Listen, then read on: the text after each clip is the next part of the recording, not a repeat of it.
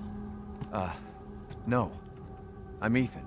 After a drunken, hopeless rant from Anton, Ethan takes the chance to ask what happened to the village, which prompts Louisa to mention that they were once a quiet, devout village, and then the Lycans came and attacked them. The attack from the Lycans was a combination of stealth raids while Miranda was disguised as Mia, and Miranda finally unleashing them on the villagers once she had Rose. Before Louisa can give more info, she's interrupted by Elena asking about her husband Vasil, and then collectively does a prayer with everyone in the house. They really should give their glory to Ethan Winters, honestly, especially Elena, since she asked an outsider like him if they'll be safe here. But to talk about this prayer, I do wonder who the great ones in this prayer are. Are they supposed to be the 4 original lords of the village, Cesare, Berengario, Guglielmo, and Nicola? The Resident Evil podcast team says that they discovered the Megamycete, worshipped it, and also built the Giant's Chalice to communicate with it. The Giant's Chalice is also known as the Holy Grail in the Japanese version. If the great ones are them, that would be odd because Miranda has no reason to start the prayer by calling to them if she's going to end the prayer with a praise for herself. But then again, when she's disguised as the hag and talks with Ethan later on, she points out the crests of the 4 bloodlines, so maybe she does have some amount of respect for them and needs to end the prayer with a praise for herself to keep the villagers loyal to her. That could also explain why she thought infecting the 4 descendants of the lords with the Kadu would lead to favorable results. And the part of the prayer that says, "We call on thee within the endless dark," I question if that's supposed to represent the collective consciousnesses dwelling within the Megamycete, given that the Megamycete is considered a black god and fungi can display an almost hive mind effect naturally. With the midnight moon rising on black wings and making their sacrifice to await the light at the end, this seems to align with what the Village of Shadows book showed with the full moon, and also aligns with Miranda unleashing the Lycans upon the villagers after capturing Rose in order to prepare for the ceremony. It's almost like this prayer has a double meaning to it, being used as organized fate for the villagers whilst also foreshadowing their doom. After the prayer, Ethan says he heard the same prayer from the hag, which prompts Leonardo to call her crazy as a bag of rats. What, crazy for believing in the same prayer you just chanted as well? I guess Leonardo's indirectly acknowledging his loss of faith in Miranda. For all we know, he was just silently mouthing the prayer rather than saying it out loud. Louisa's words on the hag's wisdom do little to change his mind. And directly after this moment, Leonardo begins to collapse in pain and undergo a transformation into a Lycan. This part here is really confusing. Why is Leonardo the only one who transforms into a Lycan? Is it because his injury sped up his infection from the Kadu? If that's the case, then it begs the question of how long it takes for individuals to transform into a Lycan after Kadu rejection. We know that in a file later on, Miranda says that she infected the villagers with mold from the Megamycete, likely through the Kadu based on the credits, but then why aren't the other survivors turned into Lycans as well? It can't be because they're late bloomers. I know in Resident Evil 7, Zoe was still in stage 1 of her E-type Butamycete infection for 3 years, but that was likely due to other factors, and it also had nothing to do with a parasitic nematode infected by mold. Also, in the credits of Resident Evil Village, the images shown make it seem like the child who was sick was injected first and then her father, yet her father transformed into a Lycan first. That being said, the part where she fully recovered occurs before the image of the Kadu is shown, so was the child only injected with Butamycete, then Miranda developed the Kadu, which she then injected into the girl's father, which is why he transformed into a Lycan, since the Lycan is tied to the Kadu specifically. The Resident Evil podcast team seems to think so as well, so I guess we can excuse that whole moment. But returning to the villagers in Louisa's house, the only other thing I can think of with why New Capcom designed the deaths of the villagers like this is because they felt they could get away with creative liberties, as it would be rendered null and void by the deaths of the villagers. It just feels like the way the villagers die from an infected Leonardo is on par with Occam's razor, with just not having them exist in the first place, or being killed through some other kind of method. I do question if Leonardo's lack of faith in Miranda and his injuries prior to his transformation into a Lycan are supposed to mirror what happened with Alan from Resident Evil 7, where he was not only injured, but he also cursed out Evelyn, prompting Evelyn to trigger a fatal overload of his infection process. If they arbitrarily designed Leonardo's confusing infection into a Lycan as a callback to that moment and expect you to just roll with it, that's not a good thing. But this isn't Resident Evil's first time having confusing periods of time for infection, since the T-virus, as shown in the original trilogy, had varying incubation times, ranging from several hours to several days. I'm sure we all remember how Jill was infected with the T-virus by Nemesis on September 29, 1998, yet she was still human even on October 1st, 1998. At least in Resident Evil 3 Remake, they mentioned the possibility of Jill having more resistance to the T-virus, but in the original game, they make no mention of that, so it leads to confusion. Or recall that in Resident Evil 0, as detailed in the executive candidate employee's diary, a researcher was infected by the T-virus after simply touching an infected leech, yet Rebecca had dozens of leeches crawling on her, and she was somehow not infected with the T-virus. And most recently with Resident Evil Requiem, Leon was a apparently infected with the T-virus back in Raccoon City through an unexplained manner, and it was laying dormant within him for 28 years, which makes no sense given the numerous vaccines he's taken. And then you have to wonder if characters like Chris, Rebecca, Claire, Carlos, and Ada are also showing the same symptoms, and how an early strain of the T-virus could lay dormant for that long and mutate is unfathomable. But back to this scene, Ethan's first response to Leonardo's mutation is to hold Elena back and keep her safe. Leonardo nearly kills Ethan, but Elena takes a shotgun that was leaning against the car and uses it to knock her father back. Reeling from what she's done, Ethan tries to reassure her that wasn't her father anymore and there was nothing she could have done to save him, which I do like as a form of character development from Resident Evil 7. With the fire spreading, Ethan takes a baller approach and tries to bust out of Luisa's house using her truck. With that failing, Ethan and Elena try to escape by going up instead. Finding a way out, Ethan tells Elena that he'll try to find a safe place for her while he goes to the castle and potentially rescue Rose. Elena is worried about being alone in a village full of BOWs and also mentions that the castle is filled with nothing but blood and death. Now, this statement about the castle presents confusion, but I'll talk about it later. Leonardo catches up with them, and still believing her father is human after he calls her and not wanting to be alone, Elena desperately tries to save him but puts herself in danger. Despite Ethan pleading for her to reach for him and to not give up, Elena succumbs to hopelessness as she would rather die with her father than stay alone in a village full of BOWs. She tells Ethan to go before she falls into the fire. Feeling despondent, Ethan can't understand why everyone keeps dying on him, which is a justified statement informed by fake Mia and the villagers' deaths. I quite like how they included these lines for Ethan, especially after he heard a prayer mentioning fate. I also like him asking why all this is happening again as a subtle nod to the Baker incident. After leaving with the Demon Crest, witnessing Miranda killing Julian, and seeing the hag musing about death visiting the villagers, Ethan accesses the way to the castle, only to be confronted by Heisenberg. Heisenberg utilizes his magnetic abilities to subdue Ethan by impaling him and surrounding him in metal. I do wonder if Heisenberg impaling Ethan was one of the reasons why he said in his diary that Ethan has a pretty interesting body. With Ethan captured, Heisenberg brings him to Miranda to stand trial since he's not a villager but an outsider. I think Heisenberg also knows that this is Rose's father since he has pictures of the Winters family in his factory. Ethan awakens in the cave church and bears witness to the four lords and Miranda. I'll be real, guys, I rewatched certain parts of this scene many times, not really for the sake of the retrospective, but just because the acting is phenomenal. The prior Resident Evil games have had good voice acting, but Resident Evil 7 and Village have by far the most robust voice acting in the entire series. It's not simply great acting, it's transcendent acting. It feels like the actors aren't acting at all, but living in the moment and embodying the essence of the characters they play. That's how authentic the acting feels, and you couldn't have picked a better assortment of voice actors to portray these characters perfectly. This trial scene functions as a showcase for the main villains and relays to the player their personalities, dynamics, and chemistry in an orchestrated chaotic moment that allows these villains to come alive. The transcendent voice acting aids in this process. The dinner scene from Resident Evil 7 was also the same, bringing the Baker family's twisted relationships and characters sharply into focus. In fact, the dinner scene from Resident Evil 7 was so good that one of the directors for Batman Arkham Shadow used the scene as inspiration for the group therapy session in that game. That was definitely a smart decision from that director. And I think it's not just the voice acting that makes these scenes feel so impactful. The choice of a first-person perspective allows you to experience the scene from Ethan's perspective, so you feel like you're there. There are also no camera cuts that occur to showcase reactions. The detailed graphics and nuanced animations layer onto the voice acting to give it more dimension. It's almost like the performance is seamlessly integrated with world building. I've seen plenty of great acting moments in games, but like I said before, the dinner scene and the trial scene go beyond just simply having great acting. Is there a bias to what I'm saying? Probably, because of the fact that these scenes exist in not only Resident Evil games, but Resident Evil games that embody what it means to be AAA experiences, and maybe subconsciously, the name Resident Evil gives such scenes even more significance and power. But at the same time, when Maggie Robertson, the voice actress for Alcina Dimitrescu, received the award for Best Performance, even though this was her first time doing voiceover/motion capture for a game, that clearly indicates an objective excellence to such scenes. But regardless of all that, all I'll say is the people in charge of handling the voice direction and screenplay of such scenes displayed exceptional skill in choreographing them. But throughout this trial scene, we see that Alcina and Heisenberg are clearly the more entitled and assertive lords compared to Donna and Moreau. Moreau doesn't even get the chance to speak since he's regarded as the weakest and most pathetic lord of the bunch. Donna, meanwhile, is silent, communicating only through Angie and not even showing any investment in the trial. All four of the lords and Miranda are tied in some way to the theme of family, just like with the Baker family, which is sort of the unifying theme between Resident Evil 7 and Village. Alcina Rosina views herself as Miranda's favorite child and is also a mother to her daughters. Heisenberg is the rebellious child who hates Miranda for what she did to him. Donna had parents that committed suicide by throwing themselves into the huge waterfall behind their house, which was likely in response to Claudia Beneviento's death, and she was also adopted by Miranda. And Moreau is the overly pleasing child who tries his best to curry favor with Miranda and be her favorite child despite his shortcomings. But back to the trial scene, after much deliberation, Miranda chooses to let Heisenberg have his way with Ethan. I will say, one bit of confusion I have with this scene is why Miranda chose to have the trial for Ethan if she wanted Ethan alive for the time being to observe him, and also to potentially allow him to deal with the other lords. I get that Heisenberg caught him, and it would be weird if she decided to let him go or not allow the other lords to see him, but it's still confusing. And was she expecting Heisenberg to somehow lose Ethan, or was Ethan's word to her only valuable depending on his survival, so while he was still alive, she could observe him, but as soon as Ethan was in a life or death situation like the trial, she wouldn't intervene in any way and would just go along like normal? Assuming Miranda knew what Heisenberg had planned for Ethan, is it possible that she viewed Ethan running through the tunnels as some kind of stress test to observe Ethan's possible abilities, similar to the stress test Miranda put those Rose clones through in the realm of consciousness? If that's true, I don't know if she expected Ethan to die or not. Heisenberg seemed to think he'd die since he was surprised Ethan was still alive, but maybe that was an insincere comment on his part. It's pretty confusing, and it's one of the things that makes the trial scene weaker than the dinner scene from Resident Evil 7, because at least the Bakers expected Ethan to remain where he was while they dealt with Deputy Anderson. That being said, it doesn't detract from how awesome the acting is with this trial scene. I did think of something radical about this scene on July 17, 2025, where I questioned if Miranda used the trial as a proxy for fate itself and not for simply appeasing the lords or testing Ethan. We know that in the prayer the villagers recite, it mentioned calling upon the great ones within the endless dark to deliver them into fate's hands. I imagine Miranda being alive for almost a century thanks to her luck with the Megamycete and also with using superstition as one of the ways to control the villagers would lead to an almost compulsive ritualistic belief in fate. In other words, fate to Miranda is not an abstract but rather an entity that speaks through outcomes, and the trial is her way of conversing with fate and seeing if fate's decided that Ethan is worth studying or not. And she probably chose now to do the trial because of a combination of factors that displayed conflicting signs. She left Ethan in the snow when she kidnapped Rose, witnessed him fighting the Lycans and possibly saw his bandaged hand, and saw the Lycans retreat when the castle bells tolled. Again, I don't know if she called the Lycans off at that moment. The Lycans retreating and sparing Ethan at the exact moment the castle bells tolled can be seen as an extreme sign of fate, with the scales tilting towards keeping Ethan alive. As such, Miranda probably had thoughts about using Ethan against the other lords, like how I discussed in his first encounter with her hag form. However, when Ethan is coincidentally captured by Heisenberg after she conversed with Ethan earlier, and Heisenberg opted to bring Ethan to Miranda instead of killing him, which again is probably due to Heisenberg knowing who Ethan was, this probably tipped the scales of fate in the other direction, making it seem like fate had spoken both ways. This contradiction, further exemplified by the fate she practiced, probably compelled her to do the trial scene to resolve the contradiction and also satisfy her obsession with fate. But the thing is, if this was truly about resolving a contradiction through letting fate decide through a ritualized trial, then her decision to select Heisenberg would have to be the result of her listening to all the lords' arguments and actually processing them almost democratically. If she had already planned on giving Ethan to Heisenberg before the trial began, then the trial wasn't fate but theater and misdirection instead, which wouldn't satisfy the idea of resolving a contradiction through fate. Like I said, this is a very radical idea on why Miranda did the trial, and I may be contradicting things. Ethan escapes the Lycans and narrowly avoids the spiked mawing machine while simultaneously cutting his bonds. For being a seemingly normal individual with no fighting experience, encountering BOWs his second time, he certainly had more harrowing close call moments than the other Resident Evil characters. The other Resident Evil characters have never been this close to nearly dying in their second encounter with BOWs compared to Ethan. Heisenberg even called him as strong as the others said. I'm not too sure if he's referring to the lords or to the BSAA. Heisenberg knows about the events of the Baker incident and even has pictures of the Winters family. He even knew about the BSAA and how to contact them, so who exactly is he referring to? For all we know, he's not referring to anyone and is just using a vague expression to praise Ethan. I'm gonna say it's sincere motivation on this part. I also wonder if Heisenberg knew about that depression in the back wall that would allow Ethan to survive, and if he's just pretending that Ethan died so that he can potentially use him later on. Either that, or maybe he's acting like Lucas, where Lucas used his birthday room puzzle to run a childish and non-scientific experiment to see if trespassing idiots could solve puzzles. So Heisenberg was probably doing the same to see if Ethan could figure out how to bypass the machine scene, and he's probably done this with others as we see skeletons in this area. Ethan makes it outside the castle and meets the Duke, who claims he's been waiting for Ethan and makes him out like he's a legend by saying he's a hero searching for his daughter. He also calls the castle suspicious, prompting Ethan to call him suspicious. The Duke dismisses his remarks and offers his services to Ethan. In my first retrospective, I lambasted the hell out of the Duke and how his presence in the game directly affected the game's balancing to cause a lot of damage spongy enemies to appear, forcing you to upgrade your weapons like crazy. These days, I actually don't mind his presence because I do understand that there is some genuine strategy in when you sell things, when you choose to upgrade, and which recipes you choose to get. For example, after Alcina's boss fight, it's best to sell the Lemmy and the shotgun to amass a lot of lay since you get replacement weapons before Moreau's area. Also, before Sturm's boss fight, you can sell the M1911 and get a lot of money in the process. In terms of upgrades, you'll want to make sure the power statistic on some of your weapons is maxed out for the bosses since they are damage sponges. And I say some of your weapons because there are times where you don't need to upgrade the power statistic on your shotgun, for instance. Before you fight Sturm, you need to prioritize maxing out the power statistic on your Magnum over your other weapons so that his encounter doesn't drag out unnecessarily. In terms of crafting recipes, I only get the recipes for mines, sniper rifle ammo, and flash grenades. It actually becomes a really fun mental exercise that complements the game's flow and pacing. I mean, would it be better if the game's flow and pacing to its encounters was actually structured without factoring in the Duke's presence? Definitely, but I've come to view the Duke more as a case of Occam's razor, where in a version of the game where he didn't exist, my weapons would actually be dealing the right amount of damage and I'd be amassing on ammunition in other ways to achieve similar results. So in terms of gameplay design, the Duke is a gameplay mechanic given human form that I now tolerate after multiple playthroughs of Resident Evil Village and view from a different perspective. But that being said, in terms of story, this is where I still have problems with the Duke. I don't really understand why New Capcom opted to embody this gameplay mechanic given human form as a character. In both versions of Resident Evil 4, the Merchant had only one or two mandatory cutscenes with him where Leon or Ada acknowledged his presence, but because it was only this amount, his existence was easy to compartmentalize or ignore, and you never heard anything from him that was related to the plot. But the Duke is a massive deviation from this. He's treated as a diegetic character, acknowledged by other characters, and strangely omniscient about certain story events. It's like the developers wanted to make the gears in your head spin by unnecessarily making the Duke seem mysterious in his portrayal, and when you analyze the files and story moments, you find that there are a lot of contradictions and also confusing behaviors displayed by characters when it comes to the Duke. For instance, the Duke had trade relations with House Dimitrescu and likely helped distribute the Sanguis Virginis wine across Eastern Europe to aid in the funding of some of the Lords and Miranda's research, but now he's choosing to go against Alcina and is somehow able to remain in the castle without being noticed in order to help Ethan take her down. He also delivers old newspapers to the villagers despite Miranda forbidding the villagers from having them, and that somehow doesn't result in him being punished by Miranda. And how does he know about Rose being crystallized and separated into 4 flasks if he wasn't in the cave church to bear witness? It all just feels like loopholes resulting from a jumble of ideas they had for the Duke. In fact, there were plans for the Duke to be the 5th Lord in early drafts, so it's like they combined leftover narrative threads and design concepts from different drafts together, and it makes the Duke's presence within the game confusing. He just feels like a narratively mass shortcut to deliver exposition, requiring you to suspend your disbelief more than usual with his character. I mean, if the developers wanted to keep things watertight narratively, they could have just used other files and characters to convey the same information the Duke relays. That whole lore point regarding Rose being crystallized and divided, Ethan also learns that information from a file he gets later on. They didn't need to use the Duke to relay that point. Also, what I've mentioned relates back to what I was talking about with the Hag. The kind of information the Duke gives could have been delivered by a more narratively appropriate source like her. Giving her that role would have made her reveal as Miranda feel more integrated into the world rather than dropped in by a character who already stretches the limits of believability. To sum it all up, it just feels like the Duke represents one of the more glaring byproducts of Resident Evil Village's trial and error development process, and is just a narratively disguised gameplay device that demands a greater suspension of disbelief than the story comfortably supports. Proceeding into the castle, Ethan is then captured by Alcina's daughters, who manifest from hundreds of flies that clustered together to give them almost human characteristics, clothing, jewelry, and weaponry. I'll talk more about these BOWs when we get to later files. Ethan is brought to Alcina, which represents a meeting between a middle-classman and an aristocrat. Ethan's made such an impression on Alcina that she even refers to him by his full name. How unlike someone so into the roleplay of an upperclassman, which I only consider as roleplay given that Alcina isn't from the village and only received the castle from Miranda after showing highly favorable affinity for the Kadu. Once again, Ethan Winters is treated with such prominence in this game. He's already encountering aristocrats aristocrats his second time encountering BOWs, which no other Resident Evil character has done their second time encountering BOWs. And before you cite Claire encountering aristocrats in Resident Evil Code Veronica X, I don't count that because the Ashford siblings were nothing more than man-children dressed as aristocrats, and their silly writing and voice acting didn't exactly sell them off as aristocrats. Alcina at least carries that prominent aristocratic tone with her portrayal and voice acting. Alcina notes Ethan's escape from her little brother Heisenberg. It is a bit odd that she refers to Heisenberg as her little brother, given that they're not even of the same bloodline. I get that the four lords are considered to be Miranda's children, but even then, Alcina's hatred for the other lords shouldn't really warrant her saying little brother, or maybe she's just using the term as a form of arrogance to belittle Heisenberg. She then has her daughters cut Ethan's hand to allow her to taste his blood, which she considers as going a little stale. Is that supposed to be a hint towards Ethan being made out of the mold, or is it simply a reference to Alcina's palate and how she's sensitive to variations in blood quality? The way she says starting to go a little stale implies prior familiarity, because we know she drained blood from male and female villagers and servants for not just her sanguis vitiginus wine, but also because she needs the blood and flesh to counteract her blood disease and maintain her regeneration abilities. She's been doing all this since before or during the 1950s. The prisoners she kept were put in cages and were also malnourished. There were bound to be individuals with stale blood, so I don't know if I accept her comment as a definitive clue about Ethan being made out of the mold. If this was the first time she tasted such blood and it was related to Ethan's biology, she would have phrased it differently and reacted with more surprise or confusion, not with casual familiar detachment. Alcina chooses to contact Miranda first before cannibalizing Ethan with her daughters. I assume she chooses to contact Miranda first in order to make sure Miranda doesn't have plans for him, since he is Rose's father. She might be trying to regain favor with Miranda after feeling slighted by her puzzling choice to entrust Ethan to Heisenberg during the Lords' trial, a decision Alcina clearly took as both belittling and irrational. Additionally, I wonder if Alcina saw the phone call as an opportunity to humiliate Heisenberg by reporting his failure to eliminate Ethan and hoping to cast him in a poor light and prevent Miranda from repeating what she sees as a mistake. For that to work, of course, Ethan needed to remain alive, at least until the message was delivered. Ethan has hooks jabbed through his hands and is hoisted up. He demands to be let down, but Alcina jests that he should be careful what he wishes for. I can't tell what she means by this cryptic comment. I don't know if she's calling him foolish for trying to resist, if she's warning him of the horrors he's bound to find in the castle should he escape from his predicament, or if this is some kind of scripted innuendo she does with every man she leaves to a grim fate. Take your pick. I'd pick the one that further cements Ethan's place as a legend worth noting in the eyes of the villains. Biting the bullet in order to get loose, Ethan breaks free and is in a lot of pain. Ethan's the only Resident Evil character that has gone through extreme mutilation like this. He then conveniently finds a first aid med somehow and heals his wounds. I can't say I understand why a first aid med would be shown in a cutscene. Was this something that Ethan had on his person but was briefly taken away by one of the daughters? No idea, and it makes it seem like the first aid meds are actually diegetic to the Resident Evil universe, to the point where the Duke also acknowledges their existence in a cutscene. I get that certain Resident Evil games like Resident Evil 1, Revelation, 6, and 7 have files and cutscenes that establish green herbs as existing in the Resident Evil universe, and Resident Evil 3 Remake, for example, actually had a moment where Carlos uses a first aid spray on Mikhail, but with the first aid meds, it's never explained how they have the ability to stimulate cellular regeneration with minor wounds or co-op limbs with mold-infected individuals. It's especially jarring when considering that Ethan bandaged his hand when it was bitten by a lichen and he didn't even heal himself when impaled by Heisenberg. I question why it's different here. Furthermore, it makes you wonder why Ethan never questions how he's able to heal his wounds. It paints him as oddly incurious or dim, which is unfair to his character. Why would New Capcom do that to him? The only thing I can think of is that they're trying to subtly poke fun at the absurdity of magical healing potions in games, but when they couple this with Ethan being made out of the mold, such moments shift from being harmless conventions to story details layered with inconsistencies. Or maybe New Capcom is assuming the optional moment in Resident Evil 7 where Jack chops off Ethan's leg is somehow canon, since in that optional moment, Jack says that Ethan can use the first aid med to fix his leg, and when Ethan does fix his leg, he questions how it's possible. So based on that, is New Capcom trying to say that Ethan doesn't question how he's healing his wounds because he just assumes the first aid meds are designed to do that? That doesn't make sense, because if that's the case, Zoe wouldn't have needed to staple his hand back to his body, and anyone with a basic knowledge of medicine knows the co-opting of limbs isn't possible under normal circumstances. Ethan would have talked about his co-opting of limbs with the BSAA, who would have noticed the blatantly obvious staples in his arm or the trauma to his leg, but that never happened apparently. And again, because that moment is optional and is simply there in case you're playing Resident Evil 7 incorrectly, it can be excused from the discussion on canonicity, no different to those optional cutscenes where Chris or Jill are poisoned by Jan in Resident Evil 1. There's just so much confusion present due to how Ethan gets mutilated and then heals his wounds, and it just makes me wish the events played out differently. For instance, why not remove the cutscene where a lichen bit off Ethan's fingers and replace it with the other one from the visual development of Resident Evil Village video so that Ethan doesn't bandage his hands there, and instead bandages his hands here after removing his hands from the hook. I know that realistically bandaging holes in your hands makes no difference, but plenty of other games have done this, like with Outlast 2. As of right now, as the player, you just have to kind of dismiss these moments as shock value that exists in our eyes and not Ethan's eyes in order to better appreciate what occurs in these cutscenes. Resuming control as Ethan, we make our way back to the main hall. Before continuing on, you need to purchase the recipe for the mines from the Duke, as you need 2 mines prior to dealing with Bella. Crafting mines is also important for Moreau later on. Exploring the main hall, we find a file that talks about the winemaking history of Castle Dimitrescu. Looking at the Japanese version specifically, it mentions that the history of the wine production at Castle Dimitrescu is traced back as far as the 15th century, long before the current ruling family. Alcina later added her own unique refinements to the traditional methods in order to enrich the wine's flavor and give it an intoxicating richness and aroma. Her best vintage is the Sanguis Virginis, which means maiden's blood. We also see a Sanguis Virginis wine bottle in Resident Evil Requiem, and it actually reveals that Miranda's village is located in the Diaru Mare region within the Muntenia area of Romania. The Sanguis Virginis has been bottled since 1457, which aligns with what this file mentions about the 15th century. Also, because the term maiden's blood is used, does this relate to the story of that maiden slaying a demon as shown on the crest that unlocked the door to the castle? The maiden could correspond to someone of the Dimitrescu line slaying some demon or some kind of organism or vector. And does the demon relate to the dagger of Death's Flowers, since the dagger was crafted by the delusion-obsessed former head of the castle for the slaying of demons and monsters, as indicated in the Japanese version of the file on the dagger? The 2 crests used to unlock the way to the castle are to be used when tragedy befalls the village, so this could be an indication that the maiden is related to the Dimitrescu bloodline. Too bad Alcina hardly lives up to the maiden given her nature as a serial killer similar to Elizabeth Bathory, whom I think was an inspiration for Alcina's design. Proceeding on, Ethan briefly encounters Cassandra. I do find it a bit odd how the flies just appear out of nowhere. I don't know if they were just camouflaging or if this hallway was originally supposed to have flies lining the walls, which is why Ethan gasps a bit before she appears. And how did 2 flies somehow get into his right hand to emerge? It's probably another incongruous cutscene, just like back in Grigori's house in the village. Escaping Cassandra, he makes it down to the dungeon. In this room, we find the maid's diary, which has 3 entries from 1958. I'm going to note the Japanese version of this file, as I feel it makes more sense than the English version. The first entry, dated June 9, 1958, talks about the first day this maid began working at the castle. She was not only surprised to find that all the servants were women, but was also told not to upset Alcina and her daughters. She had wondered what kind of people they were. This is important to note because in the experiment notes you get later on, it mentions that around the time Alcina was infected with the Kadu, she was 44 years old. And given that she's not exactly an old woman in 2021, and the difference between 1958 and 2021 is 63 years, this means that her Kadu has not only given her extreme regeneration, but also halted her aging process, so she's far older than we think, just like with Miranda. The second entry, dated June 23rd, 1958, talks about Daniela slashing another servant, and also how the maid keeps hearing wailing through the castle halls. She then says she wants to go home, which I can't tell if this implies she couldn't leave the castle physically, or if she felt threatened to stay in the castle. The final entry, dated July 8th, 1958, describes the maid trying to open a window while Alcina's daughters were eating since it was hot, but this resulted in the maid being yelled at by them since they're weak to sudden temperature drops, especially if the temperature drops below 10 degrees centigrade. The thing is, it's July. It shouldn't be possible for temperatures to be that low even if a window was opened. So either any sudden drop in temperature has physical effects on the daughters regardless of the 10 degrees centigrade minimum, or they were just conditioned to overreact to any open windows in order to instill that behavior in them. It makes me wonder if the daughters really remained in the castle their entire lives. For all we know, alongside being raised by Alcina, that probably amplified their murderous and predatory tendencies even further. The maid is then terrified that she may be sent down into the cellar. And to talk about the Japanese version of another file, the cook's diary, on an unspecified date, the cook mentioned that another servant was sent down to the cellar simply for spilling some soup. They then mentioned that it's well known how when you're sent down into the cellar, you're never seen again. They know about the blood drainings and how you turn into a terrifying wraith, which seems to be a moroika. The cook went to look for the servant, found her reduced to skin and bones and gnawing on a rat carcass, then wondered who's next. This concludes these files, and I have to say, when factoring in Elena's remark to Ethan earlier, these files do present confusion. If Elena told Ethan that the castle was filled with nothing but blood and death, and it literally has dead males drained of blood and strung up like scarecrows, that would imply the castle's evil reputation was well known, yet people still volunteered to be servants for the castle and didn't try to make Miranda deal with the problem. Wouldn't the idea of an evil castle go against their idea of Miranda being a savior, or is it that Miranda is simply shielding them from a worse threat, so an evil castle is simply bad and not worse? The only things I can think of are that because the village is remote and cut off from the outside world, the villagers didn't have better options afforded to them for making money. And when combined with the cultural conditioning rooted in faith and reverence towards Miranda, this likely led to many of the villagers believing that working at the castle, despite its reputation, was the best option. Maybe some people didn't believe what Elena said, or maybe the fear surrounding the castle became too normalized over generations that it simply wasn't questioned anymore. Maybe they believed that the male villagers strung up like scarecrows and the female servants that went missing were simply acting out of turn and not doing their jobs responsibly, so they probably thought that so long as they performed well, they wouldn't suffer the same fate as those who were killed, failing to recognize the exact reasons why those victims were punished disproportionately. Maybe Miranda or Alcina lied about the exact reasons why these people were killed. I'm not sure how accepting the villagers were with debts outside of sacrifices and hunting. In fact, in the guest book that you find at the start of the castle, it indicates that Alcina received a male and 3 females for experimentation from someone named Rednick, so it wasn't just people that worked in the castle that were being used for experimentation and blood drainings. They might have been foreigners based on what Alcina mentioned in the trial scene about her daughters entertaining foreigners. And a villager even tried to use the dagger Odette's flowers to kill Alcina, so not everyone was fooled by her deception. There's a lot to ruminate on with this point. When you get to the dungeon, make sure to grab this metal scrap to make a mine and also get a pipe bomb from this box while avoiding the Moroika. And then this is where all sorts of bad programming comes into play. When you get past the Moroika and go up the stairs, for some reason there's a bug that's exclusive to Village of Shadows difficulty that causes a flaming Moroika to come out of nowhere. I have no idea how QA missed such a glaring issue like this, especially since every time you restart the checkpoint during the first few attempts, the Moroika attacks you as soon as you spawn or begin moving. Eventually, after a certain number of restarts, it'll teleport to where the other Moroika is for the next set of restarts, and weirdly, if you kill the first set of Moroika, the flaming Moroika will spawn as you're going up the stairs. Such bizarre programming. But moving on to Bella's boss fight, there are a couple of things you need to know about her. The grab that she does requires you to run away at the right moment or guard to reduce the damage. I can't say I understand the justification for being forced to run away instead of crouching at the right moment, because the hit looks honest enough to be crouched around, but apparently not. You can use Bella's breathing while she's in the period between attacks as a guideline for when to run from the grab. The 4-hit combo can be crouched under for the first, second, and 4th hits. For the 3rd hit, while you're crouched, you have to shoot Bella at the right moment to avoid the hit. I don't know why the hitbox on the 3rd hit is badly programmed. Also, don't actively shoot her multiple times while she's doing the move, as she'll magically hit you for some reason. As for her long-range attacks, for her running attack, you need to strafe away to avoid the move. I'm not really sure how new Capcom is expecting the average player to avoid that move. If she's not on screen, you can tell she's doing the move if you hear her simply grunt. For her jump attack, you have to run to the left in relation to her. If she's not on screen, you can tell she's doing the move when you hear the blade and her yelling at the same time. When you're close to Bella, she always does the same pattern: grab, combo, combo. Whenever you make her flinch during these moves, she'll repeat the move, so when it comes to the grab, for instance, you need to wait for her to get out of the recovery frames of the move before shooting her, so that if she flinches, she won't do the grab again. If she does a long-range move in place of one of these moves, don't let that throw you off. She'll still do the next move in the pattern. And don't ask me why she's supported by 2 Moroika that are not only placed in the claustrophobic corridor, but also don't have reduced life like the Lycans do in Orius' boss fight. Anyone with common sense would have understood the consequences of such poor enemy placements, but apparently not. The amount of ways the gameplay can look downright unfinished and silly while you're stuck on corners or being repeatedly stun-locked by the enemies if you don't game the system and use the method I tell you to do is too much. This fight tries to use poor designs to force you to adhere to a rigid strategy, which is why I said you need to have 2 mines. By the way, when you're shooting the Moroika with the pistol, it's best to shoot them in the leg so that they don't do the stumble animation. If you do get damaged, don't worry about it. You'll get a mandatory heal after escaping from Alcina the first time. So getting into the strategy, before the fight even starts, you need to place your mines in 2 specific spots in order to damage the 2 Moroika that spawn during the encounter. Make sure you're crouched before placing the mines so that you place them down faster. Once you skip the cutscene, crouch and shoot the window on your right just as Bella gets close to you in order to stun her, and the 2 Moroika should be damaged by the mines. While she's stunned, move quickly to this corner, use your shotgun to kill the closest Moroika, shoot the second Moroika like 3 times, avoid one of Bella's long-range attacks, then kill the Moroika with the shotgun while Bella is recovering from her long-range attack. The next move she'll do is the grab, so bait it out, then start using using her pattern of moves to your advantage while also taking care to mind your surroundings. Again, the pattern is grab combo combo. This pattern applies to all the daughters. She'll eventually die and the fight will be over. Upon getting the Sanguis Virginis bottle, getting the courtyard key, getting past Cassandra by running past her as she's getting through a door, overhearing Alcina angrily grieving over Bella's death, solving a puzzle and rushing past the Moroica in the distillery, we witness Alcina having a phone call with Miranda. I'm amazed she didn't already have the phone call with Miranda to inform her of Ethan's survival before Ethan kills Bella. And it's Miranda who contacts Alcina, not the other way around. But upon establishing contact with Miranda, she tells her that Ethan Winters has escaped that fool Heisenberg. She's clearly still upset about Miranda choosing Heisenberg back at the trial instead of her, though because of Bella's death, this planned remark she reserved for Miranda rings hollow for Alcina. She then says that Ethan is in her castle and is proving too much for her daughters to handle. She's about to issue a threat against Ethan, but Miranda says something to her that stops her mid-sentence. Alcina then says that she understands the importance of the ceremony and won't let Miranda down. Upon hanging up, Alcina violently throws her dressing table away, not caring about the ceremony and declaring that Ethan Winters will pay for his actions. Once again, Ethan Winters puts himself above the other Resident Evil characters, a seemingly normal individual with no fighting experience angering an overprivileged aristocrat like Alcina is very impressive. But praise aside, I do wonder what Miranda told Alcina. Alcina saying that Ethan will pay in spite of the ceremony implies that Miranda had plans for Ethan, but I don't think that's true. Remember, at the start of the trial, Alcina said she would kill Ethan and drink his blood, which implies that there wasn't a use for Ethan in the ceremony. And Alcina and her daughters were going to cannibalize Ethan prior to Alcina deciding to inform Miranda. The Resident Evil podcast team said in their timeline that Miranda disclosed Ethan's importance to Alcina during the phone call, but I think they're incorrect. I think Miranda was simply telling Alcina something along the lines of, did Ethan disrupt your contributions to the ceremony or something like that, which is why Alcina says no to Miranda, possibly with a hint of insincerity. That's how I'm going to explain it for the time being. Also, I find confusion with what exactly Alcina and the other lords hope to get out of the ceremony. I mean, Alcina says during her boss fight that Rose is their only hope. Only hope for what exactly? It may just be that Miranda lied about certain details regarding the ceremony, but Moreau knew that Miranda was trying to resurrect Ava and was worried he'd be replaced. So if this is the case, how does Ava's resurrection benefit the lords? It's puzzling, and it's something I'll talk about later. In Alcina's diary, she talks about the trial, mentioning that Miranda called them all to discuss the fate of Ethan. Again, why Miranda did the trial is unclear, but maybe it was part of her way to keep the lords in line, to not arouse suspicion, to put Ethan through a stress test, assuming Miranda knew what Heisenberg had planned for Ethan, or to serve as a proxy for fate. She then says that Miranda gave her Castle Damitres since Alcina wasn't from the village and was likely given the castle as a reward for maintaining an extremely favorable affinity to her Cadu. Miranda also gave Alcina her daughters, which was sometime during or before 1958. The extreme regeneration and halting of the aging process was also the result of her Cadu. After Alcina discovers Ethan and pushes him through the floor in anger, Ethan falls into the dungeons. Having had enough of her, Ethan dares her to do her worst. Yet another badass Ethan Winters moment. Alcina then somehow appears in the dungeon despite there being no doorways or entrances into the dungeon. There are no footstep noises being generated by her, and she's able to approach Ethan and chop his right hand off. Ethan doesn't collapse in pain and is thrown by Alcina. He's then able to escape her and gain access to the Mask of Sorrow, which triggers an elevator up to the courtyard. As he's riding the elevator, he uses a first aid med to coapt his hand back to his arm. This is yet another confusing moment in the game. Why didn't they just make it where upon pulling the switch, Alcina arrives, which forces Ethan to maneuver around the area before the door opens, then run away from her? He wouldn't be able to damage her since her extreme regeneration protects herself against Ethan's weapons. That's a moment that makes more sense for a start to a section than what they favored here with Alcina's magical appearance, the chopping of Ethan's arm, and the incurious nature to Ethan where he uses the first aid med. Look, I like the music and Alcina's portrayal in this scene, but new Capcom really needed to design the screenplay and the stuff with the BSAA's examination of Ethan better to properly convey Ethan's supposed infection as hints for the player prior to the reveal. And the thing is, on September 6, 2025, I had found an interview done by Polygon where they talked with the director of the game, Morimasa Sato. Polygon had asked about this scene specifically, and Sato mentioned that it was definitely a scene implemented to create shock and disbelief. We wanted it to be this odd, warped sense of familiarity for those who played Resident Evil 7, since it's very similar to the experiences Ethan went through at the Baker Estate. For those who didn't play Resident Evil 7, we wanted to create that same sense of impact from Resident Evil 7. We wanted to weave and connect the two installments in subtle ways such as this, and I think players will be satisfied with how it all comes together when they finish Resident Evil Village. I don't really see how having Ethan getting his arm chopped off is a subtle thing. I mean, I sort of laughed it off and forgot about it during my blind playthrough, but but when looking at it closely like how I described the scene earlier, it really feels confusing in the grand scheme of things. By the way, before I move on, can I just acknowledge how much this sequence highlights just how fast Ethan is compared to Leon from Resident Evil 4 Remilk? It literally feels like I'm riding the wind when I'm sprinting as Ethan and maneuvering through the environments. I literally lean forward in my seat almost instinctively during the sequence, like I'm actually running, I'm that drawn in. And then Resident Evil 4 Remilk has to do a 180 and make Leon the most sluggish character ever in the entire Resident Evil series. What an absolute joke. And even Grace and Leon from Resident Evil Requiem don't sprint as fast as Ethan in this game. Not that it's really an issue in Resident Evil Requiem. Getting to the courtyard and using Alcina's key to access the Opera Hall, we find two files related to the daughter's mutations. In the Japanese version of the Further Observations file, it mentions that Miranda had implanted the Kadu into the comatose bodies of 3 young women, and we know that they were around in 1958, so their creation likely occurred during or before 1958. I do wonder why we don't see more of them though. I'm guessing either the daughters were just a one-time fluke, Ava's consciousness couldn't be hosted in the swarm construct, the conditions for their creation were too specific, their vulnerability to temperature changes made them unsuitable as vessels and not worth recreating, or they weren't exactly biological humans, so they'd be useless as a vessel. One day after treatment, the 3 girls remained motionless, but a fly came out of Bella's mouth. On day 2, all 3 bodies were being eaten by the flies, and Alcina discovered that sudden temperature drops lead to the flies' deaths. On day 4, all 3 bodies were nearly consumed by the flies, looking more like dark human-shaped masses, probably similar to the Gnezdo from Resident Evil 6. In the afternoon, the insects started to change color. Those around the face turned pale, and those around the lips turned a deep crimson. There are multiple potential reasons for how they can change color. It could be chromatophore-like structures similar to those seen in cephalopods that allow the mold-enhanced cells to give the flies the ability to rapidly shift pigment dispersion. Maybe the swarm secretes a thin fungal biofilm over its surface to adjust texture and reflectivity to simulate skin tone and gloss. Maybe it's due to mycelial surface proteins on the fly's exoskeletons that can allow them to alter their light reflective properties or pigment bonding. On day 6, the massive insects turned into human girls, displaying no memory of their past. They looked upon Alcina with the look of newborns, making Alcina feel a parental affection for them. She then gave them their names. It isn't clear how the daughters could manifest skin, clothes, weapons, jewelry, teeth, or eyes. With the skin, it could be that the flies are clustering so tightly together in a fixed anatomical shape that they look indistinguishable from skin. A potential biofilm coating could cause the skin of the daughters to appear to have texture or moisture. The hive mind aspect to the swarm probably ensures the smoothness, tone, and facial expression whilst using the genetic data from the corpses as a blueprint. Similar processes could also be occurring with the clothes and eyes. As for their sickles, it could be that the sickles are formed from a tightly interlocked subswarm of flies whose bodies are reinforced with chitin and bonded by temporary biological resins, allowing the sickles to pierce through human flesh. The resin or bioglue may be a fast-curing but reversible biopolymer strong enough to maintain the sickle shape but also being biochemically unstable or enzyme sensitive, that it can be broken down by the swarm on command in case the daughters need to chase someone. That or the formation of the sickles could be similar to how the blade on the bladed molded forms. This might also be the case with the jewelry and teeth. Weirdly, when you examine the crystallized remains of the daughters, it shows some kind of mutomycete in the torso area, like some of the flies turned into a mutomycete biomass, which suggests that the flies can break themselves down like the molded from Resident Evil 7. This would mean that the flies generated by the Kadu laying eggs are pure mold constructs that can change shape and also change whether they're hardened or liquid. It's almost like the daughters are a different kind of molded. I do wonder if this is meant to mirror how Miranda can change into a flock of crows or even generate specific mutomycete limbs. Of course, I don't really understand why the mutomycete hasn't crystallized when the rest of the body has. Also, if the Kadu can lay eggs that hatch flies that are probably mold constructs capable of sampling genetic data, that would imply the molded can do the same, but they don't in Resident Evil 7. This might have something to do with the Kadu. It's possible that the Kadu may contain enhanced instructions or gene triggers that then activate mechanisms similar to gene scanning in the resulting flies to allow biomimicry, rather than with how the molded were created by immersing victims in the E-type mutomycete for a few days in Resident Evil 7. And speaking of the Kadu, I don't understand how the affinity for the Kadu plays a role in the daughter's mutations. If the Kadu is inserted into a comatose or dead individual and it lays eggs, affinity has no role here when it comes to mental faculties. And typically, low affinity for the Kadu leads to BOWs like the lichens and Moroika in live humans, but the daughters somehow gain the ability to speak and display better intelligence than the lichens and Moroika. How is this possible? I mean, technically the daughters aren't the same as the lichens and Moroika, as they were previously 3 comatose girls who were given the Kadu. The Kadu laid eggs in them which hatched flies that devoured them, possibly allowing the flies to sample their genetic data, and over time time, the swarm reformed into human-like bodies, allowing the daughters to awaken with no memories of who they were. I assume they then developed their personalities, speech, and other developmental milestones similar to what children go through over the years. So the only thing I can think of that differentiates them from the Lycans and Moroika is that the daughters aren't your typical Kadu-based BOWs like the Lycans, Moroika, or even the Lords. They're mold-based flies/constructs with partially insect-like features that were created through Kadu-assisted decomposition. The mold may have reconstructed the human forms through environmental memory imprinted in the mold network or through collective neural blueprints retained by the swarm. And given that the bodies were originally comatose or dead prior to Kadu implantation, that might be why the flies couldn't replicate the exact personalities and memories of the girls, which made Alcina give them new identities instead. The Kadu was merely a catalyst, not the core of their mutations. The daughters even display characteristics that aren't standard for Kadu hosts, like cold intolerance, swarm intelligence, and pigment mimicry. Vulnerabilities like the cold intolerance are probably the case due to the mold-based flies needing the insect-like physiology. So in essence, Affinity had no purpose in the daughters' mutations because the hosts were dead and the flies were the new organisms instead. It definitely feels like the daughter's mutation was a total fluke or accident, especially with how Alcina was surprised to see a fly come out of Bella's mouth. It almost implies that the incorporation of fly genes into the Kadu wasn't the intention, but again, the Kadu itself wasn't the core of the daughter's mutation, since all it did was lay eggs that created flies that were probably mold constructs. Either way, the accidental nature to this process was probably why Miranda didn't try to recreate such a process. Also, things like the daughter's vulnerability to cold and the maintenance of their swarm intelligence are probably other reasons for why Miranda considered the daughters to be unfit vessels for Ava. I'm not really sure what kind of DNA was given to the Kadu to allow it the ability to lay fly eggs, but this isn't the first time a new kind of bug was created by the Mutamycete, as the man-eater bugs were a hybrid of many creatures infused into a crane fly-like bug in Resident Evil 7. Those insect swarms that made those hives were probably also created by the Mutamycete. It does feel like the Kadu mutations mirror Marguerite's own unique mutation, as she not only mutated as a result of the E-type Mutamycete, but also gained control of insects and even had a hive in her body with her final mutation. There's clearly a hybrid process occurring with these mutations with the combination of different DNA, whereas with Jack and Lucas Baker, they became pure E-type Mutamycete BOWs in Resident Evil 7. I do wonder if Miranda tried to incorporate foreign genes into the Kadu to not only increase the efficiency of finding a vessel, but also to make that vessel immune to diseases like the Spanish flu, since she hated such diseases for taking her daughter. That might explain how she strengthened Spencer's convictions. But that being said, I do find it a bit strange that Miranda would use the Kadu to facilitate the horizontal gene transfer of foreign DNA into human DNA. If Marguerite became the kind of BOW she was through simply the E-type Mutamycete and possibly coming into contact with infected worms or other infected organisms in soil, but Miranda did say she used the Kadu to increase the efficiency at finding a vessel. To me, this sounds like she's making her definition of a perfect vessel incredibly strict, so a vessel that's able to adapt to the Mutamycete and the Kadu parasite is more suited as a vessel for Ava. There's clearly some advantage provided by the Kadu that we don't know about. The Resident Evil podcast team said that when a host was infected with the Kadu, the results were more stable, consistent, and also ensured a higher degree of adapters needed for Miranda's grand plan. The nematodes would spread the mold throughout the host's body rapidly, but would multiply at the rate of a usual parasite. Once inside, the parasite would settle and spread the mold accordingly. A fan of the Resident Evil podcast team also noted that Miranda was still relatively inexperienced with the finer workings of the Mutamycete and the Megamycete, which is why she was testing everything, including using the Kadu for her experiments. The fan also said that the incorporation of foreign genes was for making the mold more compatible for humans, and therefore this would aid Miranda in increasing the efficiency at finding a vessel. And sadly, all of Miranda's work with the Kadu would be rendered null and void thanks to fate giving her the miracle that was Rosemary Winters. And Rose's case of being born with high compatibility was a first for Miranda. But anyway, this concludes this file. In the Japanese version of the Insect Observations Journal, it talks about the flies themselves. They're an entirely new form of flies that have no scientific name and are 5 to 6 centimeters. They have a similar structure to blowflies, but have abnormally developed jaws/mandibles. They're carnivorous and exhibit aggressive behavior. They also use aggregation pheromones to form cohesive swarms that are capable of mimicking the human form, which allows them to catch unsuspecting prey. They're created when a Kadu lays eggs inside the host, but the flies themselves are unable to reproduce due to having degenerated/regressed oviducts. I do wonder if this lack of ability to reproduce is something intentionally introduced by Miranda, since giving the flies the ability to reproduce would introduce genetic drift that would lead to a loss of swarm cohesion, uncontrolled mutation that could threaten the mimicry process, and also resource competition that would likely undermine the Cadou's control. Reproduction itself is biologically expensive, so having the regressed oviducts may allow more energy to be spent maintaining the swarm, building complex forms like the eyes, teeth, and weapons, and also for responding rapidly to stimuli. For all we know, this lack of reproduction may apply to Miranda as well, which is why she couldn't just give birth to a child. But then again, Miranda has a strong emotional connection to Ava, and since she lost Ava when she was only 10 years old, I doubt she'd want to replace her with another child, knowing that child wasn't going to be the same. Miranda's conviction was unwavering for over a century, and she couldn't believe her efforts were fruitless, which is why she structured her plans as such. Plus, pregnancies take too long, create a lot of emotional turmoil, and are prone to a lot of randomness, which is something that Miranda didn't have the time for. In all likelihood, the possibility of reviving Ava was non-existent anyway, given that a person's consciousness becomes diffused and diluted and mixes with other consciousnesses and memories over time. Ethan even says to Miranda that the Megamycete has driven her nuts, so maybe Miranda's plans with reconstituting a vessel using the Megamycete regulator were never going to work, but in her delusion, she still maintained such convictions. But back to this file, it mentions that the flies are weak to sudden drops in temperature, especially when the temperature drops below 10 degrees centigrade, which causes their muscles to stiffen and their vital functions to cease. This process is similar to the cryptobiosis of tardigrade or polypetalum vanderplankii, although cryptobiosis is a process where the organism is not dead, but has its life processes paused. The thing that's weird though is that Alcina somehow generates the flies during her boss fight when outside of the castle. That's a pretty big inconsistency. Or maybe the flies that Alcina generates are different to her daughters, but then you have to wonder what the flies have to do with Alcina's mutation. I'm amazed this didn't cross the developers' minds when they made Alcina utilize the flies for her attacks. Having said all that, this summarizes these files. This idea of multiple organisms bonding together to create a human form through some kind of collective intelligence is similar to Mimicry Marcus from Resident Evil 0, where dozens of leeches came together to create a human shape. I'm not really sure if Resident Evil 0 was intentionally used as inspiration for the daughters, but if it was, it's definitely a puzzling choice. In fact, in Resident Evil 0, the Queen Leech turned into a crazed younger version of James Marcus. This happened when the Queen Leech sought out Marcus's corpse after he was murdered by Wesker, Birkin, and a two-man USS team for Umbrella in June of 1988. The Queen Leech nested inside his corpse, which began a process of merging with his DNA. After 10 years, the T-virus within the Queen Leech had fully fused with the human remains that were absorbed by it. The Queen Leech even gained access to Marcus's memories after consuming his hippocampus. By the way, leeches are hermaphrodites, meaning they possess both male and female reproductive organs, so the use of the term queen to represent the ruler of the leeches is only for convenience. So basically, the T-virus within the Queen Leech over a period of 10 years acquired enough genetic information to replicate Marcus. And then with Mimicry Marcus hypothesized that the most likely reasons why the leeches seemed to have the collective intelligence necessary to replicate Marcus's shape, even down to his clothes, were due to not only the accelerated evolution of each individual leech due to the progenitor virus, but also due to the leeches developing a way to share and process information with each other in the same way computers can perform parallel processing. The progenitor virus was a key factor in this, and it served as proof that the progenitor and T-virus's mutational and evolutionary properties were beyond current human understanding. These leeches also secreted an adhesive bodily fluid over their cuticle in order to bond together to create the Mimicry Marcus form. The Mimicry Marcus form was maintained so long as the leeches were passive and not dealing with any dangerous threats that would interfere with the hardening of the coating. Once approached by other organisms that could harm them, the leeches would then break the Mimicry Marcus form and become the more aggressive Leechman form. So it would seem certain elements from Mimicry Marcus inspired the creation of Alcina's daughters. And the part regarding the accelerated evolution of the leeches due to the progenitor virus, I wonder if that has any relevance to how the flies are able to mimic the human form, given how old the Megamycete is and with how the Mutamycete is generated by it, which would then be used in the Cadou. This concludes everything regarding the daughters' mutations. After getting the Iron Insignia key, dealing with Daniela, rushing past the Samka, dealing with Cassandra, getting all four of the masks, and upgrading the power and clip capacity stats of our weapons, we get to the Tower of Worship, open a casket, and find the Dagger of Death's Flowers, which is quite an odd choice for counteracting Alcina's extreme regeneration. I said it before in my first retrospective, but the Dagger of Death's Flowers feels on par with a MacGuffin or a Deus Ex Machina moment. It feels like yet another case of Occam's Razor, where Ethan would have found a different way to deal an extreme amount of damage to Alcina that would then prompt a mutation and cause Alcina to meet her Hayflick limit and crystallize through more grounded means. Alternatively, he could have incapacitated her for the time being and encountered her later on, like how it was with Jack Baker in Resident Evil 7. The developers even tried to justify the dagger's existence by providing story information in the files and concept art. The Dagger of Death's Flowers is apparently an artifact from the Middle Ages that that's been coated with a variety of poisons. In the English localization, it says the poisons were gathered from across the continent, though whether that refers to Europe or Eurasia is unclear. The Japanese version, however, says the poisons were gathered from across the world or across all ages and cultures, as the Resident Evil podcast team's version of the translation seems to indicate. Regardless of where the poisons were gathered from, the idea of a dagger being coated with all manner of poisons already sounds absurd, since such organic poisons would have degraded over time even if the dagger was sealed in a casket and not exposed to oxygen. The Japanese version of the file also mentions that the dagger was crafted by a former master of the castle who was gripped by delusions, which is corroborated by the Damithres crest seen on the dagger. Its purpose was to slay demons and monsters. According to the concept art, a man tried to kill Alcina with the dagger but failed. It's assumed the man was a villager who saw Alcina for what she was. As far as we can tell, the males were only brought into the castle to be drained of blood, then hung up like scarecrows or devoured, while the females became servants or were used in experiments to turn them into BOWs and also drained of blood. So was this man avenging someone, or was he supposed to be some former lover of Alcina? This man was sealed in a casket embossed with the Damithres crest, which would imply some personal connection between them. And it's a casket inside of a place called the Tower of Worship, which adds more symbolic weight to what I'm saying. If there was a personal connection to Alcina, it might explain why she made the decision to seal the dagger instead of destroying it, because otherwise there's no logic behind sealing it, even if the dagger was a creation of the Damithresk family. What's especially confusing is that in the concept art it shows multiple early designs for the dagger, which would imply that they committed to a dagger rather early in development. If that's the case, why does the story behind the dagger feel so underdeveloped and confusing? Also, is this dagger supposed to be some meta reference to the rapid-acting mycetotoxic rounds and how those rounds bypass the regeneration provided to the white molded? It's like the developers wanted to reuse that concept, but with a medieval twist favoring a dagger coated in poisons. And why would Alcina be the only lord who's had assassination attempts on her? It's really hard to suspend my disbelief with this dagger, given the background information provided by the developers. Ethan acquires the dagger but is grabbed by Alcina, who comes from behind somehow in another confusing screenplay moment. She then stabs Ethan, but Ethan retaliates back by driving the dagger into her, sundering whatever false divinity she had. Reeling from the pain, she throws Ethan out the window and undergoes a force mutation as a form of life support to counteract the poisons coursing through her body, losing her regeneration ability and making her susceptible to damage from gunfire. Emerging from the Tower of Worship in her dragon form and embracing her mindless bestiality, she grabs Ethan and flies him to the roof, wanting to personally punish him for killing her daughters and undermining her aristocratic rule, rather than dropping him to his death. God, the jump in craziness from Resident Evil 7 to Resident Evil Village is just as steep as the jump in craziness from Resident Evil 1 to Resident Evil 6. For his second time fighting BOWs, Ethan's certainly dealing with more extreme mutations than the other Resident Evil characters their second time fighting BOWs, and it's extreme mutations disproportionate to his level of combat experience compared to how in Chris's case the BOWs he encountered seemed proportionate to his level of combat experience. He even insults Alcina by calling her a psycho witch and saying her outside matches her inside now, which is very baller on his part. And I have to give the developers credit for how visually striking the design of Alcina's mutation is. There's no denying that the detail and creativity that went into the enemy designs are incredible in this game. Alcina's mutation alone would cause the BOWs that the other Resident Evil characters encountered their first and second times to cower in fear. And this confrontation between Ethan and Alcina really encapsulates the clash between a lower and upperclassman, especially when it's between a seemingly normal individual with no fighting experience and someone who was only granted her aristocratic status and abilities through strong affinity with the Kadu. Alcina's boss fight is simple but enjoyable, properly complementing the designs of Resident Evil Village. The fight is made more enjoyable thanks to other aspects such as the music, Alcina's acting, and the scale of this encounter. It may not be an encounter that I might replay on its own, but when going through the entire game, it's fun to go through. Just make sure you keep your distance, watch for her attacks, and shoot her weak spot. If she chooses to fly, she'll try to do a sweeping attack on the side of the roof you're on. Avoid this move by running in the opposite direction of where she's flying. When she tries to land, stay on the side of the roof you're on and pay attention to the audio to know when and where you need to run to avoid her landing on top of you. Keeping all this in mind, the first phase of the fight can be done easily. To talk about some quotes during the first phase, Alcina says that aside from Miranda, Ethan is the only one to ever see her in this form, which makes no sense. I get that she has the ability to generate retractable claws, but that's incredibly minor, so you can understand how reversion would be possible. But transforming into this massive form should not allow reversion to be possible, especially for a parasitic-based mutation complemented by the Mutamycete. As we saw with the Plaga hosts in Resident Evil 4 and 5, whenever injuries were extreme, stream or the plaga took over completely, the host did not have the ability to revert back to human form once the transformations occurred. This was the case for both subordinate and dominant plagas. Resident Evil 5 details this as well in its files. As for the E-type mutamycete in Resident Evil 7, extreme mutations were only caused by severe injury or whenever the E-type mutamycete replaced every cell in the body with its own. The Baker family couldn't revert the transformations that would occur, although in the case of Jack Baker, he likely regressed from an extreme malformation into a more human form in the End of Zoe DLC because of him being injected with the serum made from D-type mutamycete. The only time we've ever seen hosts revert back to human form was when they were injected with viruses. Steve reverted his T. Alexia mutation, though he was at the point of death, and Simmons had the ability to control his transformations as a result of the enhanced C virus he was forcibly injected with, which was a bit odd. There's no way Alcina is like Simmons in this context, and weirdly, Moreau also displays this ability to go between his human form and mutated form, although he loses control of this ability and is permanently stuck in his mutated form at a certain point. As for Heisenberg, I don't know if he also has the ability to go between his human and mutated form, but I highly doubt he'd have the ability to revert back to human form if he's going to fuse metal components to himself. Maybe he's able to mutate into something completely organic, but he only thought of fusing the metal components to himself as a form of armor. I'm not really sure. I'll talk more about this later on. Alcina also says that Rose is their only hope. Only hope for what exactly? How does the resurrection of Ava through Rose possibly benefit Alcina and the other lords? We know Moreau knows about Miranda trying to bring her daughter back and that Heisenberg knows how powerful Rose is. The deception seems minimal on Miranda's part and there's nothing hopeful being established for the lords' future, so I don't understand this quote from Alcina, unless this is her madness speaking and not her rational self. Weakening and craving more blood and flesh, Alcina crashes into the tower, forcing Ethan to go further up. Addressing Ethan one more time, she gets up close and personal with him. She only has 2 attacks and attacks depending on where you are, so keep this in mind when dealing with her. After being dealt enough damage, Alcina collapses and her weight makes the floor give way. Screaming Ethan's name in fury, she falls but takes Ethan with her. Ethan is then able to use her body to cushion this fall, showing once again that compared to the other Resident Evil characters their first and second times fighting BOWs, he's certainly gone through more extreme and near fatal situations. You can't get more extreme than falling from a tower, and how befitting that the fall also symbolizes Alcina's fall from her aristocratic status. As she's crystallizing, she curses Ethan, prompting Ethan to get the last word in and say that she's the one who's cursed, concluding this dramatic set piece. Ethan also retrieves the first rose flask without realizing what it is. He then finds Miranda in her hag disguise reciting her prayer and looking at the winged key which bears the megamycete symbol. Ethan bitterly addresses Miranda, frustrated that he almost died at the castle after being misled by her cryptic remark that initially led him to believe Rose was at the castle. Her previous displays of a superficial and unstable state of mind also add to his bitterness. He demands that she tell him what's going on around here, but she instead responds by asking how it's possible for a man to be almost dead, calling it a question for the wise, which is quite an amusing quote coming from her. That being said, I don't know if she's indirectly addressing Ethan's mutation or not. I question if she figured out Ethan's mutation when she kidnapped Mia and ran experiments on her, but that can't be the case if she's been wondering how Rose came to be. Ethan says that he hasn't found Rose and demands to know where she is, which prompts Miranda to laugh and joke that he's too late, or maybe almost too late, which is yet another amusing quote coming from her. She then says that Rose will be sacrificed life for life, which relates to Ava's consciousness occupying Rose's body. Ethan then delivers another memorable quote and classifies all this as sick medieval shit, which makes me wonder if just like the part in Resident Evil 7 where he says who builds this shit, he's calling out certain design choices with the older Resident Evil games. Ethan says that Rose is just a baby, to which Miranda responds by saying that the crests of the 4 bloodlines can open the path he seeks, which is related to the 4 flasks. It's also another form of misdirection on her part, since we know that placing the 4 flasks in the megamycete regulator not only revives Rose, but also takes Ethan to Heisenberg's factory. Clearly, Miranda is wanting to use Ethan as a way to deal with the Lord, stimulate the megamycete's growth, and possibly aid in the reviving of Ava through the megamycete regulator. And to talk briefly about the stimulation of the megamycete's growth through the deaths of the 4 lords, it could be similar to how in Resident Evil 7, when Marguerite died, the E-type mutamycete was suddenly in the 2nd floor of the Baker estate, though it could have also been due to other factors. Ethan tells her to stop talking in riddles, which Miranda counters back by saying that it's only a riddle if you don't know the answer, which is another cool quote. The hag is such a cool character, and the voice actress really delivered on the lines. Again, I really wish she took on the Duke's role instead. Ethan then sees the same symbol Umbrella uses and calls it familiar, which makes sense if he hasn't seen Blue Umbrella in years. Getting to the ceremony site, we run past the Lycans and despawn them by opening the doors. After you despawn the enemies, make sure you pick up this metal scrap from this box right here. Ethan meets the Duke at the altar and shows him the flask after the Duke suggests that he got something from the castle. The Duke then claims that Ethan has his daughter in his hands, making Ethan check the flask and realize in horror that the flask has Rose's head. The Duke then acknowledges that Rose's essence is still intact, her abilities are quite unique, and that she can be saved from her predicament. It still makes no sense how the Duke knows all this. He acts like he had witnessed Rose being crystallized and separated, and how would he know that Rose's abilities are unique? Again, it just feels like Occam's razor, and Ethan could have figured all this out in a different way if the Duke wasn't around. For all we know, the Duke isn't really omniscient and possibly has a gift for saying things with authority, and we all just magically believe him. But when the Duke says that Rose is unique, what does he mean exactly? How does simply crystallizing and being separated into parts indicate uniqueness? In Resident Evil 7, the only times we saw crystallization occur but not result in death were with Jack and Zoe Baker. Jack had crystallized in response to being injected with the D-Series serum, but he didn't shatter and break apart like what normally happens when Mutomycete BOWs die, because of his high Hayflick limit and also due to D-Series chemicals not being effective against the E-type Mutomycete. Zoe had crystallized due to Evelyn triggering a biocrystallization process to imprison Zoe, and Zoe didn't shatter or break apart. So I'm guessing when the Duke is saying that Rose's essence is still intact and her abilities are quite unique, it's related to how she's still alive even after being crystallized and broken apart. Her body parts didn't even shatter upon being broken apart. The Duke tells Ethan to go to the house with the red chimney and seek the man who lives there, the man of course being dead, so the Duke isn't entirely omniscient it seems. Ethan doesn't trust the Duke but decides to do what he says for the time being. An earlier file you get before the hag also indicated that an item was delivered to the house with the red chimney, which I would guess serves as an added incentive for Ethan to go to the house. But before we continue on, there are some things to talk about with this flask. On one side of the flask, there's a picture of what looks like an embryo that is shaped like the Megamycete. It even has branches coming out of it, which resembles the Mutomycete coming out of the Megamycete. Also, there's something above the picture which looks like a sun or moon. I would assume it's the moon since the ceremony takes place at night. Night is probably important in allowing the Mutomycete to thrive better. The snowy environment probably provides moisture as well, though having the ceremony being set in a snowy season is probably a coincidence. The crests of the four lords and the umbrella symbol are also shown. There's also some text that says EVE number 3. What this relates to is unclear, but a possible theory is that this is related to some clone of Evelyn, since Miranda was involved in the creation of Evelyn, and the connections likely had to create clones of Evelyn for the creation of the necrotoxin. We even saw some kind of subject inside the case that creates the necrotoxin, and Evelyn's tissue samples were also used in the creation of the necrotoxin. Furthermore, this seems to be corroborated by the text we see on the flask regarding the specimen details and remarks. What's actually funny about both texts is that they're directly lifted from the ending newspaper we see in Resident Evil 7's credits. The ending newspaper is not actually a newspaper, but a marketing report made by the Connections. The full text is this: the product is a bioweapons commodity created by the Bioweapons Division. It takes the form of a child, in this case a girl named Evelyn, which can be purchased and raised to suit individual client needs. Its purpose is mind control, up to and including inducement of violence. Application can vary from political to military to economic destabilization. Method of inducement: chemical transference of psychotropic compounds via skin-to-skin contact between product and subject, inducing a mentally suggestive state in the subject responsive only to product. If injections are skipped for prolonged periods of time, the product will age rapidly, 25 times faster than normal. Eventually, the product will become insane and a danger to all around it. No tests have been run on subjects depriving them of maintenance chemicals for more than 6 months, as the situation becomes too dangerous for observation. The product also affects its environment, mutating plants and promoting the growth of a highly toxic psychotropic mold, the ingestion of which causes insanity and severe mutations in those who ingest it. There is some indication the use of the mold could revive the recently deceased, however, this has yet to be tested. Early subjects were destroyed much too quickly to collect definitive data on this. Product should ship with a minimum of 2 handlers, each equipped with serum immunizing them to the product's mental control as well as the requisite stabilizing compounds. Handlers should be equipped with tracking equipment tuned to product's biochemistry. One of the handlers should imprint on the product as a close relative, either as a mother or as a father figure. This will aid in controlling product during field operations. The product is ready for field testing, which should be initiated as soon as possible. Suitable clients exist in the Americas, and one should be selected ASAP for test delivery. This concludes the full text. By the way, the Resident Evil podcast team said that at a certain point in the E-type Mutomycete's creation, or potentially way earlier on, an unknown virus was applied to the Mutomycete. As of January 25th, 2026, I actually know where they got this information from, and they also clarified some things regarding the differences between the Connections Butamycete and Miranda's Butamycete. Old Capcom had actually done a presentation on Resident Evil 7, and they showed this picture of a molded as part of the presentation. If you translate the text using Google Translate, it describes the molded as a virus-powered mold monster. Now, back in 2017, this could be excused as a translation barrier since direct translations of Japanese to English can often be confusing. I should know, having translated some text myself. In the Japanese language, there are times when fungi and bacteria are confused as the same term, which is why you see some moments in the English localizations of Resident Evil 7 and Village where the terms fungi and bacterium are used interchangeably, which is what I'm referring to when describing a translation barrier and not necessarily a translation error. So you could ignore the use of the term virus back in 2017, but in Resident Evil Village, because the E-type butamycete is described as having a 99.95% similarity to Miranda's butamycete, and Night Howl mentioned the use of genome editing in the E-series, it puts that presentation under a different light and makes it seem like an actual virus was used by the Connections in the creation of the E-series butamycete specifically, which is why a difference between the Connections butamycete and Miranda's butamycete exists, and possibly why the molded don't exist in Resident Evil Village. It's a lot to speculate on, but I'll talk about this later. Returning to the rose flasks, I don't really understand the point of reusing information laid out in Resident Evil 7 when that information was specific to Evelyn. All these concepts related to injections and rapid aging are not related to Rose one bit. The Baker incident report also adds that Evelyn's rapid aging is the result of chromosomal defects and Rose doesn't have any genetic defects. Is all this text on the flask supposed to be a way to relay to the player that Miranda aided in the creation of Evelyn? If so, why would Miranda leave the text on the flask and also put Rose's name on the labels? That doesn't make sense. And furthermore, were these flasks actually used in Evelyn's creation somehow, but Miranda is just reusing them for Rose? That makes no sense, and it's just silly since Evelyn was created through splicing the butamycete genome into a pre-stage 4 human embryo, then being cultivated for a period of 38 to 40 weeks. There's no reason for flasks like these to be used. This pretty much summarizes the Rose flasks. Now that we're back in the village, we have the chance to do a lot of exploration to get ammo, treasure, and supplies. From now until the start of Moreau's area, this is going to be primarily exploration as a way to provide the player a breather. And as I stated before, killing lichens is going to be important for getting metal scrap in order to craft mines. Make sure you craft mines as soon as you get metal scrap, because the less metal scrap you have, the more likely it'll spawn from the enemies. 6 lichens can be killed during this period of time. By the way, something I didn't mention about the lichens back in the siege encounter is that when you're at a distance and you're looking at lichens, if you see them roar or taunt you, it means they're going to do a running grab. Make sure you're not looking at them when they do the running grab, otherwise they'll start dodging and delaying themselves from getting to you. So what I often do to open up a fight with a lichen when at long range is I look at them to bait out the running grab, then look away from them and strafe away, which will make them run towards me uninterrupted. Because I'm strafing, they'll always miss me with the running grab, and I can then hit them in the head while they're recovering. It's how you'll want to deal with them in one-on-one encounters. Upon getting to the stables, kill this lichen, and once you get the M1911 and the jack handle, just rush past the lichens and go back the way you came, since they're forced to roar before attacking you. Make sure you look through this fence and shoot the lock off this door in order to bypass some lichens coming up. When you use the jack handle and crawl under the tractor, you can kill 2 lichens. If you want, you can make them leash and respawn by leaving the area, then take them out easily with the sniper rifle when they're unaware of you. When you get into this building, you can get a pipe bomb, then upon getting into the red chimney house, you can kill this lichen easily. We also find a file from Eugene, who's the owner of this house. Looking at the Japanese version specifically, the file states that on February 1st, 2021, he sacrificed 2 goats to Miranda. On February 3rd, 2021, Miranda instructed him to prepare specific chemicals and equipment within a few days, likely for preparing for the ceremony. This probably makes more sense than the English localization saying that he needs to find drugs and tools, as the villagers were practically isolated from the outside world. And how would he even have the money to pay for such medicines? Are we to assume that in the English localization, the Duke would aid in the process of getting drugs and tools, since he likely delivered Alcina Sanguis Virginis and also delivered newspapers to the villagers? Maybe it's through Eugene that the Duke was able to find out about Rose being crystallized, but that's just speculation. That being said, regardless of localization, if Miranda is going to reconstitute Rose within the Megamycete regulator, then the drugs and tools are pointless. And is Miranda only getting drugs and tools because of how Evelyn required drugs for stabilizing herself, so Miranda thought that Rose would need something similar just in case? Or is it that the chemicals are used to induce crystallization, similar to how Jack was injected with the D-series serum to incapacitate him temporarily? I have no idea. On February 8th, 2021, Eugene wasn't receiving any messages from Miranda, likely due to Miranda disguising herself as Mia. He also said the livestock were on edge, which is likely because of the lichens performing stealth raids on the village to get more livestock, while Miranda was occupied. On February 9, 2021, which is the day the game takes place, before dawn, Eugene was told to deliver the items to the cave church. I'm not really sure when Miranda decided to unleash the lichens upon the villagers, because Eugene could have easily been killed by them, right? We know sometime after 7:34 p.m. on February 8th, Miranda abducted Rose from the crash and left Ethan in the snow. And I'm guessing while Ethan was passed out, this process of crystallizing Rose took place. Apparently, from Eugene's perspective, he saw Miranda whisper something to Rose, then touch her face to crystallize her. Going back to what I said previously, were the chemicals Eugene made used for this crystallization process? If so, why does Eugene say that Miranda gently touched Rose to trigger the crystallization instead of talking about the chemicals? Also, when exactly was Rose infected with the mutamycete? Was she made from the E-type mutamycete upon birth, or did Miranda infect her with mutamycete from the megamycete? We know Applefeld Memorial Hospital was told by the BSAA that Rose was in good health on January 28, 2021. The BSAA would also provide results from additional fungal pathogen tests later on, but were the tests still not finished before February 4th when Ethan and Mia went to the hospital to discuss Rose's results? That wouldn't make sense since such tests would have presented results within 1 to 3 days. Ethan also said on February 6th that Rose would be brought up properly, so a lot of this makes it seem like Rose wasn't born with E-type mutamycete present. And even if she was born with the E-type mutamycete, it would have been neutralized by the cure that Blue Umbrella created, or maybe the cure would be fatal to her if her body was comprised entirely of mutamycete. The thing is, because the BSAA is a rotten, ruined organization at this point in time, does that mean certain medical standards have gone down and the staff is incompetent at running tests, or is it that Rose's results were falsified? I doubt it's the latter, because the BSAA would have prioritized going after Rose instead. And factoring in the confusing lore from Resident Evil Requiem and the assumption that the connections likely inserted themselves into the BSAA, the connections would have prioritized going after Rose, especially since they disclosed her existence to Miranda, but they never did. They never even tried to go after Ethan and Mia, despite the BSAA explaining to Ethan that one of the reasons for their relocation to Romania was because of the fact that the connections were trying to find them. This lore point from Resident Evil Requiem is not handled well, and it's something I'll talk about later if possible. But getting back on track, assuming Rose didn't have E-type mutamycete present and instead has the right genetic makeup to be compatible with the mutamycete in general, it must be that Miranda infected Rose with mutamycete, and given that Rose is only 6 months old, propagation of the mutamycete would be quicker, allowing the mutamycete to propagate throughout her entire body and allow crystallization to occur rather quickly. But again, was the crystallization the result of the chemicals Eugene made, or the result of Miranda compelling the mutamycete to crystallize in a manner similar to Evelyn's control over the E-type mutamycete? Because if it's the latter, Miranda could have easily disposed of the other lords by triggering biocrystallization within them. She wouldn't have needed Ethan to dispose of the other lords. Or is it that because the lords were infected with the Kadu parasite that was infected by the mutamycete from the megamycete, that Miranda couldn't trigger biocrystallization within them? And also, if the lords witnessed Miranda crystallizing Rose, you have to wonder why they didn't think, oh my god, Miranda was going to do that to me? That's terrible. I feel like such an act would have prompted resistance from the lords if they realized that as vessels they would have had to go through such an experience. And Miranda crystallized Rose for the purpose of testing her regenerative ability, at least as she mentions in the English localization. This is probably for seeing if Rose would survive the reconstitution process of the megamycete. Miranda seems to validate this idea when she tells Eugene, this child's the chosen one, and no matter what form she takes, she'll eventually return to her original form. And I can't tell if when Miranda said this, she wasn't viewing Rose as Rose, but as Ava, so she's actually saying Ava is the chosen child, and will return to the form she had in 1919. But the main counter to this is that Ava was 10 when she died, yet when Rose is reconstituted and still in her original form, Miranda believed initially it was Ava, which makes no sense. A 6-month-old is not the same as a 10-year-old, and why experiment on adults as vessels or even males if they would return to their original forms? Maybe Miranda would be okay with a 10-year-old's consciousness in an adult body, but a 10-year-old girl's consciousness in a male body would not be preferable. The thing is, in the Shadows of Rose DLC, Miranda tells Rose that no matter how many vessels she created, none had the power to regenerate Ava, which is why Rose is the perfect vessel for Ava. This leads into the possibility that Miranda was trying to create a vessel that was not only stable and had resistance to disease, aging, environmental conditions, or other things, but also the ability of mimicry. Miranda's case of touching the mutamycete and being granted such tremendous abilities was probably an extremely rare phenomenon, so maybe she wanted to increase the chances of having a vessel with similar abilities or high adaptability to the mutamycete by not only infecting people with the mutamycete from the megamycete, but also infecting people with the Kadu to make the mutamycete infection more targeted. Once the vessel was perfected, it would have the ability to use mimicry to modify themselves, so maybe maybe an adult or a newborn vessel would have the ability to change their gender and turn into a 10-year-old child. Obviously, based on the known physical and psychological problems of the lords, or even with the swarm mentality and processes of Alcina's daughters, they wouldn't satisfy Miranda's criteria for a perfect vessel. Most of this is just speculation, but that pretty much sums up this file. Once you get the four-winged key, you're then able to use the iron insignia key to gain access to a well wheel that allows you to obtain more loot. You can also access the front yard of the Luthier's house and also explore another house that was occupied by someone who resigned themselves to their fate and prayed for death by the Lycans. There are also 2 more Lycans that you can spawn by running to the bridge that leads to Castle Dimitrescu and then turning around. You can once again leash and respawn them by leaving the area, which will allow you to easily dispatch them with the sniper rifle while they're unaware of you. Don't go to Louise's house until after you kill Moreau, as the loot there isn't crucial at the moment. There is, however, a temporary base set up by the Hound Wolf Squad at the church. In the church computer, there's an entry made by Night Howl. In the Japanese version of this file, it mentions that at 11:35 a.m. they arrived at the site of the vehicle accident and found no signs of Ethan and Rose. At 12:10 p.m. they infiltrated the village and engaged BOWs, also finding traces of Ethan but no signs of Rose. They then established a plan of operations. They would have Lobo, Tundra, and K9 search some lab, which I believe is Moreau's lab near the reservoir. They would also have Night Howl and Umber Eyes analyze the mold samples, which would make you think they're the 2 Hound Wolf Squad members we encounter in Moreau's area, but the Resident Evil podcast team says that it's actually K9 and Night Howl that we encounter in Moreau's area based on their attire and weaponry. Chris, meanwhile, would infiltrate Heisenberg's factory, though if this plan was established, why would he be in Moreau's area later on? That's confusing. Once Ethan returns to the Duke, he tells Ethan to get the other Rose flasks, talks briefly about the other lords, and marks their locations on Ethan's map. I do find it funny how when he talks about Moreau, he says that Moreau isn't the only monster that lives in the waters, except Moreau is the only one that lives in the waters. There are no other BOWs that dwell in the waters. It's likely this cutscene was meant to complement an earlier version of Moreau's area, which is something that Resident Evil leaker Dusk Golem talked about on Twitter. And it's funny because Resident Evil Village screenwriter Anthony Johnson mentioned that Moreau's design changed quite a lot, and he looks very different between his original design and his final design for the game. I'll talk about all of that later. Progressing into Donna's area, Ethan unknowingly inhales pollen from mutamycete-infected plants, causing him to experience vivid visual and auditory hallucinations. These hallucinations are likely shaped by Ethan subconsciously worrying about Rose, his processing of fake Mia's death, and the secret Mia withheld from him, since hallucinations often reflect the beliefs and emotions deeply instilled in a person. As for the plants, I'm not really sure what type of plant they are. I'm assuming there's some variant of Corydalus, which are native to Romania as well, but the plants in this game have way more yellow flowers than with real Corydalus, and they also have more yellow flowers growing closer to the bottom of the stem. For all we know, this could be a mutation induced by the mutamycete. The pollen that these plants emit is probably meant to mimic neuroactive spores or maybe aerosolized psychedelics such as the inhalation of N,N-dimethyltryptamine, which is a naturally occurring psychedelic compound found in certain plants. Assuming these plants are a variant of Corydalus, a relevant alkaloid would be tetrahydropalmitine, also known as THP. The game even points out the significance of alkaloids through a book titled Alkaloids of Mountainous Plants. It's plausible that through horizontal gene transfer, a real biological phenomenon despite sounding like science fiction, the mutamycete has incorporated genetic material from plants or other organisms it frequently interacts with. This genetic exchange could enable the manipulation of plant chemistry and allow the production or stimulation of neuroactive alkaloids in these infected plants. And to clarify, horizontal gene transfer refers to the movement of genetic material between organisms outside of traditional reproduction. The genes can be transferred across species or even kingdom boundaries, like from bacteria to fungi or plants to fungi. It's through horizontal gene transfer that fungi are able to gain new metabolic capabilities like digesting new substrates, develop resistance to environmental stress, and acquire genes involved in pathogenicity or symbiosis. While the actual physical transfer of DNA can happen within hours or days, integration and functional expression of transferred genes may take longer, sometimes generations, as the organism's genome adapts. This means that in evolutionary terms, it's a gradual process that can impact species over thousands to millions of years. I would guess with the mutamycete and the fact that it's generated by the megamycete, which has existed for centuries, there's possibly an accelerated evolution that allows the horizontal gene transfer to occur at a faster rate. I mean, Marguerite from Resident Evil 7 gained insect-like traits like the ability to control bugs infected with the mutamycete, and even had an insect hive developing in her reproductive area when she reached stage 3 of her mutation after recovering from physical trauma. This was from 2014 to 2017. And given that her greenhouse was rich in insects insect life and soil, the Mutamycete may have absorbed insect genes and transferred them to her, granting her those grotesque abilities. In this sense, the Mutamycete acts as an evolutionary shortcut, hijacking DNA from its surroundings to fuel targeted mutations in its hosts. And the chances for a successful targeted mutation were probably increased once Miranda made the Kadu. Speaking of a successful targeted mutation, we know that Donna had favorable affinity for the Kadu, but also severe mental illness and a body no different to that of a human. She also has the ability to induce hallucinations and engage in an almost hive mind process between herself and Angie, or between herself and the plants. All of this seems to be a mirror to Evelyn, only Donna is sort of using a combination of the Kadu and Mutamycete, while Evelyn uses her own body composed of E-type Mutamycete to do something similar to the use of auto-inducer molecules in quorum sensing within Pseudomonas bacteria in order to induce hallucinations. They really do feel similar in a way, although when Donna dies, so do her plants, yet when Evelyn dies, the E-type Mutamycete is still around, and the molded are running rampant throughout the swamp, so this hive mind process works slightly differently between the both of them. Ethan reaches Donna's house and believes he's about to collect the rose flask until the lights go out and he loses his weapons. This then begins a sequence akin to that of the bedroom DLC from Resident Evil 7. The iconography of the assets in this area are based around Ethan specifically, like with the wedding ring, the doll of Mia, the music box, and the pictures on the slides. It's quite fitting for Ethan to go through a psychological horror sequence, given that he's really the only Resident Evil protagonist to have conquered such psychological horror in the past. This sequence also capitalizes on Ethan's fatherly persona and his worries about Rose losing her innocence if he happens to find her. The act of disassembling the doll of Mia in order to make progress throughout the hallucination is probably Donna's way of unsettling Ethan, especially if he subconsciously and partly blames himself for his wife's death. I especially like the tone and the ambiance of the area once we have to deal with the baby. No doubt Donna is trying to pervert Ethan's image of his daughter and trying to make the image linger in his mind by having him deal with such a grotesque manifestation. I can only imagine how unsettled Ethan must feel with this baby, and also with the thought of leaving it behind instead of killing it to make it rest in peace when he gets to the elevator. This is one of the most dark, grim, and unsettling sequences in the entire Resident Evil series, and I truly feel connected to Ethan at this moment. And at least when Resident Evil 7 and Village utilize hallucinations, it's never so extreme or fantastical, especially in the context of a fungal infection. Resident Evil 4 Remilk, however, decided to add in fantastical hallucinations and other fantasy garbage moments with the Plaga for no reason, and it was so insulting to the Resident Evil brand. And let me also remind you that parrying those hallucinations of Pasanta drains your knife durability in real time. When the line between hallucinations and the real world is blurred that much to allow such nonsense like that, we've got a serious problem. But back to this sequence, I'd like to talk about some confusing things. For some reason in the concept art, it says that the baby is a 2 to 3 minute old girl born from the doll of Mia. I can't say I understand why they would phrase it like the baby is a real thing and not a hallucination. It's a bit confusing. Also, the English localization of this other concept art says that the doll of Mia was being made here, which again is confusing wording in the context of a hallucination. If you use Google Translate to translate the Japanese text, it says in the basement doll workshop there is a doll modeled after Mia, which makes a lot more sense. Also, the picture that you find of fake Mia is actually the same picture on Chris's phone. I don't know if this is a case of reusing assets, because it's rather odd how a picture that shows up in a hallucination would appear in the real world as well. But on to other points, it's hard to believe that while Ethan, a seemingly normal individual with no fighting experience, is in an isolated part of the world, going through such horrors and is even at the center point of the true origin of Resident Evil's universe, the other Resident Evil characters are off doing whatever they're doing. I wouldn't be surprised if they were just chilling in a bar somewhere celebrating their supposed conquering of bioterrorism because they're that arrogant. In fact, Resident Evil Death Island even had a moment where Dylan Blake lectured Chris, Leon, Jill, and Claire over their supposed character flaws, their misguided beliefs in thinking they were protecting the innocent, and how their efforts were for nothing, which was both amusing because I wanted the characters to be called out in some way for putting Ethan in danger in Resident Evil 7 and Village, but at the same time, that scene did present with issues in Resident Evil Death Island. Of course, that's for another retrospective, but back to what I was saying, there's something about the sense of isolation in Resident Evil 7 and Village that feels unparalleled compared to the other Resident Evil games, and this sequence brings that to mind. And this sequence definitely feels more engaging than the Sherry and Ada sections of Resident Evil 2 Remake and the Chloe section from Resident Evil Requiem. But after escaping the baby, Ethan then deals with Angie in a deadly game of hide and seek by stabbing Angie with scissors. This brings him back to the real world where he actually killed Donna. As Donna crystallizes, Ethan picks up the next part for the winged key and tells Mia that he will make things right, which is another great moment for Ethan. Obtaining the next rose flask, Ethan leaves the the former residents of Evil. After obtaining the W870 TAC shotgun and finding the Luthier's key, we find a file from Donna's gardener, Josef Simon. It's unclear when this file was made, but the Resident Evil podcast team assumed this file was made in the period from 2017 to 2019. I believe they got this estimate from the Luthier's house because there's a note from Josef that mentions him holding onto the Luthier's key due to the Luthier being away somewhere for a long time. The Luthier had also received a picture from a girl who was celebrating her 5th birthday on September 27, 2017. You would think this girl was the Luthier's daughter, but the Resident Evil podcast team doesn't think the Luthier had a daughter for some reason, but it's because of this picture that Josef seemed to be alive in 2017. Focusing on the Japanese version of this file, it mentions that on November 10th, either during or after 2017, Donna was adopted by Miranda, and while the English localization mentions a scar on Donna's face since childhood, the scar isn't actually mentioned in the Japanese version. Instead, it says that Donna had social anxiety and a fear of others since she was a child. This major difference between the English and Japanese localizations reminds me of how in Ada's report number 3 from Resident Evil 4 OG, the English localization mentioned Krauser's mutated arm, but in the original Japanese version, they didn't mention his arm, but his threatening behavior instead, which makes more sense than with the English localization. I'm no expert in translating between Japanese and English, but it still confuses me how such major differences can be apparent in game translations. But back to the Japanese version of this file, it mentions that after her parents' deaths, Donna shut herself away and only talked to people through Angie. Miranda's act of adopting Donna was seen as an act of mercy. The Resident Evil podcast team believed that Donna's parents committed suicide by throwing themselves into the waterfall behind their house. They also believe these suicides occurred sometime during or after 1996 when Claudia Beneviento died, and they also couldn't handle Donna's mental illness. With her parents dead, Donna had to be raised by the staff working at the Beneviento household. On November 27, Donna seemed to be feeling better, and Josef acknowledged how Angie looked more alive than before, which is related to the implantation of the Kadu within Donna, and also Angie being given a part of Donna's Kadu. Talking through Angie, Donna subtly disclosed her Kadu implantation to Josef. On November 29, Donna gave Josef a yellow flower to plant in the garden. In this case, the English localization makes more sense since it mentions multiple yellow flowers which were infected with the mutamycete. When Josef planted the flowers in front of Claudia's grave, the pollen started to make him hallucinate and see his dead wife, which is the same kind of hallucination that Ethan had. Telling Donna about this, she told him to come by the house tomorrow so that he could see his wife, which he didn't understand at the time, and this eventually led to his death, concluding this file. After running past the enemies in the area and getting back to the village, you can use the Luthier's key to gain access to a high-capacity magazine for the sniper rifle. There's also the option to pick up a broken slab and insert it into Claudia's gravesite to gain access to Berengario's chalice, which for some reason is reused as an asset in Resident Evil 4 Remilk. It's also through the chalice being here that we know Berengario is related to the Beneviento bloodline. You'll also spawn an Urias Drock when you get to the gravesite, of which there are 2 of these bosses throughout the entire game. These bosses are interesting, but the fact that they're accompanied by enemies in bad environments often forces you to use leashing exploits to deal with them, and there's no real incentive to deal with them or go to their areas. Aside from these diversions, before you get into Moreau's area, you'll want to make sure that the power and clip capacity statistics of your weapons are maxed out, and also that your fire rate statistic on your sniper rifle is maxed out. Make sure to purchase mines and pipe bombs from the Duke as well, as you'll need them for Moreau's boss fight. Purchase the crafting recipe for flash grenades as well, as flash grenades will be needed for Urias' boss fight in Heisenberg's factory. When you enter this area with the Varkalax, don't worry about them too much, as you have plenty of time to get into the buildings to avoid them. I will say, being chased by Varkalax is one of the scariest moments in the Resident Evil game by far, and in the event they do one of 2 long-range attacks on you, you can shoot them out of the air with a shotgun, which is a hidden mechanic that only exists in Resident Evil, and no other game has such incredible feedback on weapons. So you want to rush past the Varkalax, make your way inside the barn to kill the 2 Lycans in order to potentially get metal scrap to craft mines, then make a mad dash for the exit once the Varkalax have settled down. Ethan eventually finds Moreau with his back turned to the Rose Flask while watching white noise on a TV, allowing him to grab the Rose Flask. The concept art mentions that Moreau likes to watch old romance movies and often falls into melancholy. He also likes to eat cheese. I'm surprised we don't see these moments, since it would have shown a side of himself worth pitying. It would have also shown him trying to preserve his individuality while he was being neglected by Miranda and bullied by the other lords. There is also an early concept art for Moreau where he would have had a girl that he was attracted to attached to his back, but this idea never came to fruition, which I agree with because such an idea wouldn't have gelled well with the idea of him transforming and mutating. To talk about the concept art further, there are some inconsistencies regarding the growth growth on Moreau's back. In one concept art, it describes the growth as his brain swelling into his back with eyeballs growing out of it, but in another concept art, it describes the growth as the actual Kadu parasite. Obviously, the latter is the more logical choice given Moreau's lack of affinity for his Kadu, not only leading to a greater loss of his humanity, but also leading to the Kadu overtaking his human cells. His irregular cell division also complements this point on the growth being the actual Kadu. As for what exactly those eyeballs on his back are, they're probably not eyeballs, but either sensory nodes created by the Kadu to heighten awareness in his aquatic form, or they're simply non-functional byproducts of the irregular cell division. The growing of eyeballs on the growth could also be on par with teratomas/chimeras, which are basically tumors that arise from pluripotent stem cells, which have the potential to develop into many forms of tissue such as teeth, hair, bone, or even the eye-like structures. It sounds crazy, but those kinds of tumors do actually exist in our world. Moreau spots Ethan and keeps him from leaving by subtly disclosing the details of Miranda's plan to resurrect Ava through Rose. I do question why Moreau is so invested in Miranda's plan if he's paranoid about being replaced by Ava, as he indicates in his diary later on. Perhaps he wants to help Miranda in order to prove he's not worthless in her eyes and secure his place as her son, since he's content with the subordinate position. His first diary, where he tried to make strong vessels by implanting the Kadu into the stomachs of 5 villagers, complements his subordinate position. Maybe despite having second thoughts about Miranda's plan, he's convinced himself that Miranda still loves him as a son. He even wears a jellyfish tattoo that says mother on his upper left shoulder. His support for Miranda is probably nothing but hopeless devotion, or he probably doesn't take his own words seriously. I mean, sometimes when we're writing a personal diary entry, the tone, persona, and voice we convey through the writing may line up with a different state of mind that we're reserving for the future when we might need it. In Moreau's case, while he's probably able to express what he feels is his true state of mind in solitude, as soon as he's out of his comfort zone and is under pressure, or whenever he's in the presence of others and is required to express himself, he automatically commits to a state of mind that is opposite to how he is in solitude. It could also be that his commitment to Miranda's plan and his attempts to kill Ethan are his ways of resolving such an inner turmoil. With Ethan distracted, Moreau somehow creates these mounds of mucus or enzymes to block Ethan's way out. I don't really understand what these mounds are or the control mechanism involved with them. In this scene, it seems to mirror Evelyn's own ability to control the E-type mutamycete, or maybe even Donna's ability to control plants infected with the mutamycete through the signal-producing substance. But these mounds that Moreau creates aren't even mutamycete. Furthermore, Moreau's low affinity for the Kadu shouldn't allow such a link to work, although a counter to this point is that Evelyn, despite not getting her treatments and also being underdeveloped mentally, was still maintaining a decent control over the E-type mutamycete. The same goes for Donna, despite her favorable affinity and mental illness. The next point on Moreau is that this link to the mounds is forgotten about during his boss fight, as the mounds are instead generated by Moreau firing acid into the air that then collects to create these large mounds. The final point is that one of these mounds appears under the megamycete for some reason, which almost implies the mounds are related to the megamycete on a biological or ecological level. I can't help but feel like a lot of this confusion links back to what Dusk Golem pointed out regarding the troubled development of Moreau's area. But just to offer some theories on the mounds, given that Moreau's area is largely wood, water, stone, or organic debris, this environment seems hospitable for mold-like spread or even for protist colonies. These mounds could be similar to real-world slime molds or protist colonies that thrive in moisture and form complex structures when exposed to certain stimuli, probably chemical stimuli. It could be that much like the megamycete's growth being stimulated as the lords were dying, these mounds could be operating in the same way, which would relate to that one mound underneath the megamycete. With Moreau's first demonstration of creating the mounds, it could be that the mounds were already seeded in the environment until Moreau stimulated them through a process similar to quorum sensing, like in Evelyn's case. As for him physically generating them during his boss fight, by that point Moreau has lost control over his Kadu parasite, so he probably can't create a psychic link to the mounds and must instead use his acidic bile and possibly bioactive compounds within it to chemically stimulate rapid growth of these mounds. This would suggest that his body functions as an enzymatic distributor, secreting substances that catalyze the expansion of these mounds in this damp and watery environment, which is why these mounds are only seen in such environments. So in a way, Moreau's devolution from his almost psychic-like activation of these mounds to then relying upon biochemical propagation to grow the mounds reflects his deteriorating and unstable affinity to the Kadu. Those are the only theories I have regarding these mounds. When you get to the area with the boat key, make a mad dash for it and leave the area. When you get outside, kill the 2 lichens to potentially get metal scrap, then pilot the boat. Along the way, Moreau shows himself in his mutated form. He probably transformed due to realizing that the Hound Wolf Squad was here. Ethan discovers a temporary research post set up by the Hound Wolf Squad and is then subdued from behind by K9, though not before flipping K9 over his shoulder despite being a seemingly normal individual with no fighting experience. Weirdly, in the middle of the struggle, Ethan and K9 are teleported to a different part of the research post and oriented differently, almost like two different cutscenes were stitched together. I'm only noting this because of how the church terminal stated that Chris was going to infiltrate the factory, yet he's here instead. And given what Dusk Golem said about Moreau's area having troubled development, it's hard not to suspect that this disjointed scene and Chris's abrupt appearance are the results of behind-the-scenes changes. Chris then addresses Ethan in a cold, detached manner that borders on condescension. He doesn't even look Ethan in the eyes as he's talking. And was he really looking at his phone the entire time as K9 was struggling with Ethan like some manipulative observer? Chris is really raising all the red flags for being a villain in this part. He acts so much out of character, and if I'm completely honest, this entire line he says is the worst line I've ever heard Chris say in the entire Resident Evil series. Ethan!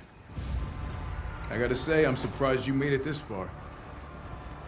It'd be a shame if something happened to you now. First off, the way Chris says Ethan's name, where he's dropping his voice instead of raising it, makes it come across like he already knew Ethan was in the area and made a conscious decision to speak in a grim, almost subtly maniacal tone instead of showing genuine concern or being surprised by Ethan's appearance. Secondly, the entire line itself sounds more like something a villain would say, like Chris is viewing Ethan as some lab rat in an experiment and is expressing mild amusement at his survival, no different to how Alcina presented herself to Ethan when she first met him at the castle. It's dehumanizing in a way that's fundamentally wrong for Chris Redfield. This moment underscores a larger sense of dissonance surrounding Chris's portrayal in Resident Evil Village. In their effort to manufacture suspense and present Chris as a potential antagonist, which is something heavily emphasized in the game's marketing, the writers forced him into cryptic, cold behavior that doesn't align with his established character. Instead of feeling like a natural evolution and logical baseline with where he is as a character, it comes across as a manipulative narrative device sacrificing character consistency for villainous mystique. It's a fine example of how Chris's portrayal in this game is poor, but that being said, it's not worse than what New Capcom did with Leon and the other characters in Resident Evil 4 Remilk, as the writing in that pre-alpha is so amateurish and childish for the entirety of its duration that you have to wonder if that pre-alpha was even written by professionals or anyone familiar with Resident Evil. Ethan responds to Chris's remark by calling him out on his incompetence and saying he should kill him since he killed Mia and didn't yet finish the job, which is one of my favorite lines from Ethan Winters, and it's necessary for showing how useless Chris is in this game. In fact, Chris seems rattled by this remark and looks ready to attack Ethan before Night Howl interrupts him by saying he's detected motion readings from Moreau, which indicates that Miranda likely knows about their presence. Just as Ethan got under the skin of a spoiled aristocrat like Alcina, he's managed to get under the skin of a seasoned veteran like Chris. That is very impressive for a seemingly normal individual with no fighting experience. Upon hearing Night Howl mention Miranda's name, Ethan demands to know how they're involved, which prompts Chris to act like an idiot again and tell Ethan to leave it alone since he's out of his depth. Who the hell does Chris think he's talking to? Is he forgetting that Ethan survived the Baker incident through dealing with the Baker family, killing many molded and killing Evelyn? They were far more dangerous as threats compared to Chris dealing with the kind of laughable BOWs he encountered in the mansion incident. Ethan also survived this infection with the E-tabutamycete and fought through psychological horror, which is something Chris has never done before. Ethan's even read the Connections research reports on the E-tabutamycete, provided eyewitness reports to the BSAA, and even received brief training from Chris. Not only that, but Ethan's dealt with dozens of BOWs in this village and killed 2 of the lords. How can Chris say that Ethan's out of his depth when he's had more first-hand experience with the mutamycete and the Kadu? Chris and his Hound Wolf squad haven't even gone out of their way to kill the other lords or Miranda. We've seen very little of their presence throughout this entire village. What on earth have they been doing all this time that has actually felt significant beyond what they already detailed in the church terminal? Chris has no right to belittle Ethan like this when he's done so little the entire time he's been in the village. And saying Ethan is out of his depth is also insulting to what Resident Evil 7 was doing with setting up the friendship between Ethan Winters and Chris Redfield. In fact, did you guys know that Ethan's fight to survive reminded Chris of his time in the mansion incident? This is actually mentioned in the official AWM01 archives on the Alberto 1 pistol by Tokyo Marui. Let me just read a passage from these archives. Chris Redfield leaned forward from the helicopter with a blue umbrella logo shining on its fuselage and breathed a sigh of relief. He gazed at Ethan Ethan, whose drive to survive reminded him of his own younger days. July 1998. If that horrific mansion incident had not taken place, what kind of life would I have now? Would I still be with Alpha Team of Raccoon City Special Police Division stars, working day and night to protect the peace and security of Raccoon City? There was no such future, yet I could so easily have never returned from the Republic of Adonia after being seriously injured. Or if I never met the late peers, would I now be living a drunken life with no memory? Chris was possessed by a sentimentality that lasted only a few seconds of silence. This kind of suffering and sadness was known only to the parties involved. He would cut off such sentiments and carry out his duties once again. The newest Resident Evil character reminding one of the oldest Resident Evil characters of their original encounter with BOWs and their drive to survive. That is something that goes beyond just being simple acquaintances. It's a sign of a strong friendship. I mean, Chris even took the time to contact Ethan when he found Zoe weeks after the events of Resident Evil 7, since Ethan promised Zoe that he would send help and rescue her. I can't believe new Capcom would just spit on this friendship between Ethan and Chris by having Chris behave in this appalling manner upon seeing Ethan again. It's downright disgraceful and insulting. Nightowl is then asked about the sample analysis by Chris, to which he says there's a relation to the mold before Moreau closes in on them. Just before Moreau attacks, Chris delivers one last dumb quote where he tells Ethan to stay out of their business. If he really wanted Ethan to stay out of their business, he wouldn't have shot fake Mia and taken Rose in front of Ethan and then knocked Ethan out for forceful extraction. He also wouldn't have transported Ethan to Site C, which is close to the village. All of Chris's quotes in this part are written so poorly, and I can't get over how Nightowl expresses more urgency in avoiding Moreau's attack, yet Chris just casually walks over to Ethan just to insult him before pushing him out of the way, even though Moreau is speeding towards them. What's more important, avoiding Moreau's attack or insulting Ethan? Like, Chris really needs to get his priorities straightened out. And don't ask me how Chris and K9 survived Moreau's attack. Did Chris just dive through the wall? It didn't look like it. And if you look closely, you can see that K9 was directly in the path of Moreau's attack. It makes no sense, and it's just another example of a disjointed, choppy, and poorly stitched together cutscene, much like Ethan's first encounter with a Lycan. It's almost like this entire cutscene was supposed to take place in a different area, but they opted for this area instead. And you're telling me that Chris and K9 somehow didn't get back to the exact same spot where Ethan and Moreau would confront each other upon resurfacing? What are we to believe? That they just swam to a different area and resumed their objectives as described in the church terminal without even worrying about Ethan? That makes no sense. It's also odd how Chris didn't jump towards Ethan's direction to avoid Moreau's attack instead of jumping back into the wall. And again, why would Chris be here when he was supposed to be infiltrating the factory? It's almost like this entire moment with Chris and the Hound Wolf Squad wasn't supposed to exist, and we would instead make our way to the reservoir to drain it when piloting the boat. What Dusk Golem said about Moreau's area having trouble development is further validated by the confusing screenplay present in this section. It wouldn't surprise me if new Capcom inserted this disjointed cutscene as a substitute for the botched ideas they couldn't implement for Moreau's area, and through such a flippant placement, it led to more confusion. As Ethan resurfaces, Moreau resurfaces as well, and even transforms back into his human form very quickly somehow. Again, the only time we've ever seen such a rapid transformation back to human form is with Simmons from Resident Evil 6. But with a mutation resulting from a parasite infected with the mutamycete, this wouldn't really be possible in Moreau's case. And did he mean to transform back into human form, or was this an accident? And I do find it interesting how Moreau's mutation almost resembles Salazar's mutation when he bonded with the Queen Plaga and the other Vertigo in Resident Evil 4 OG,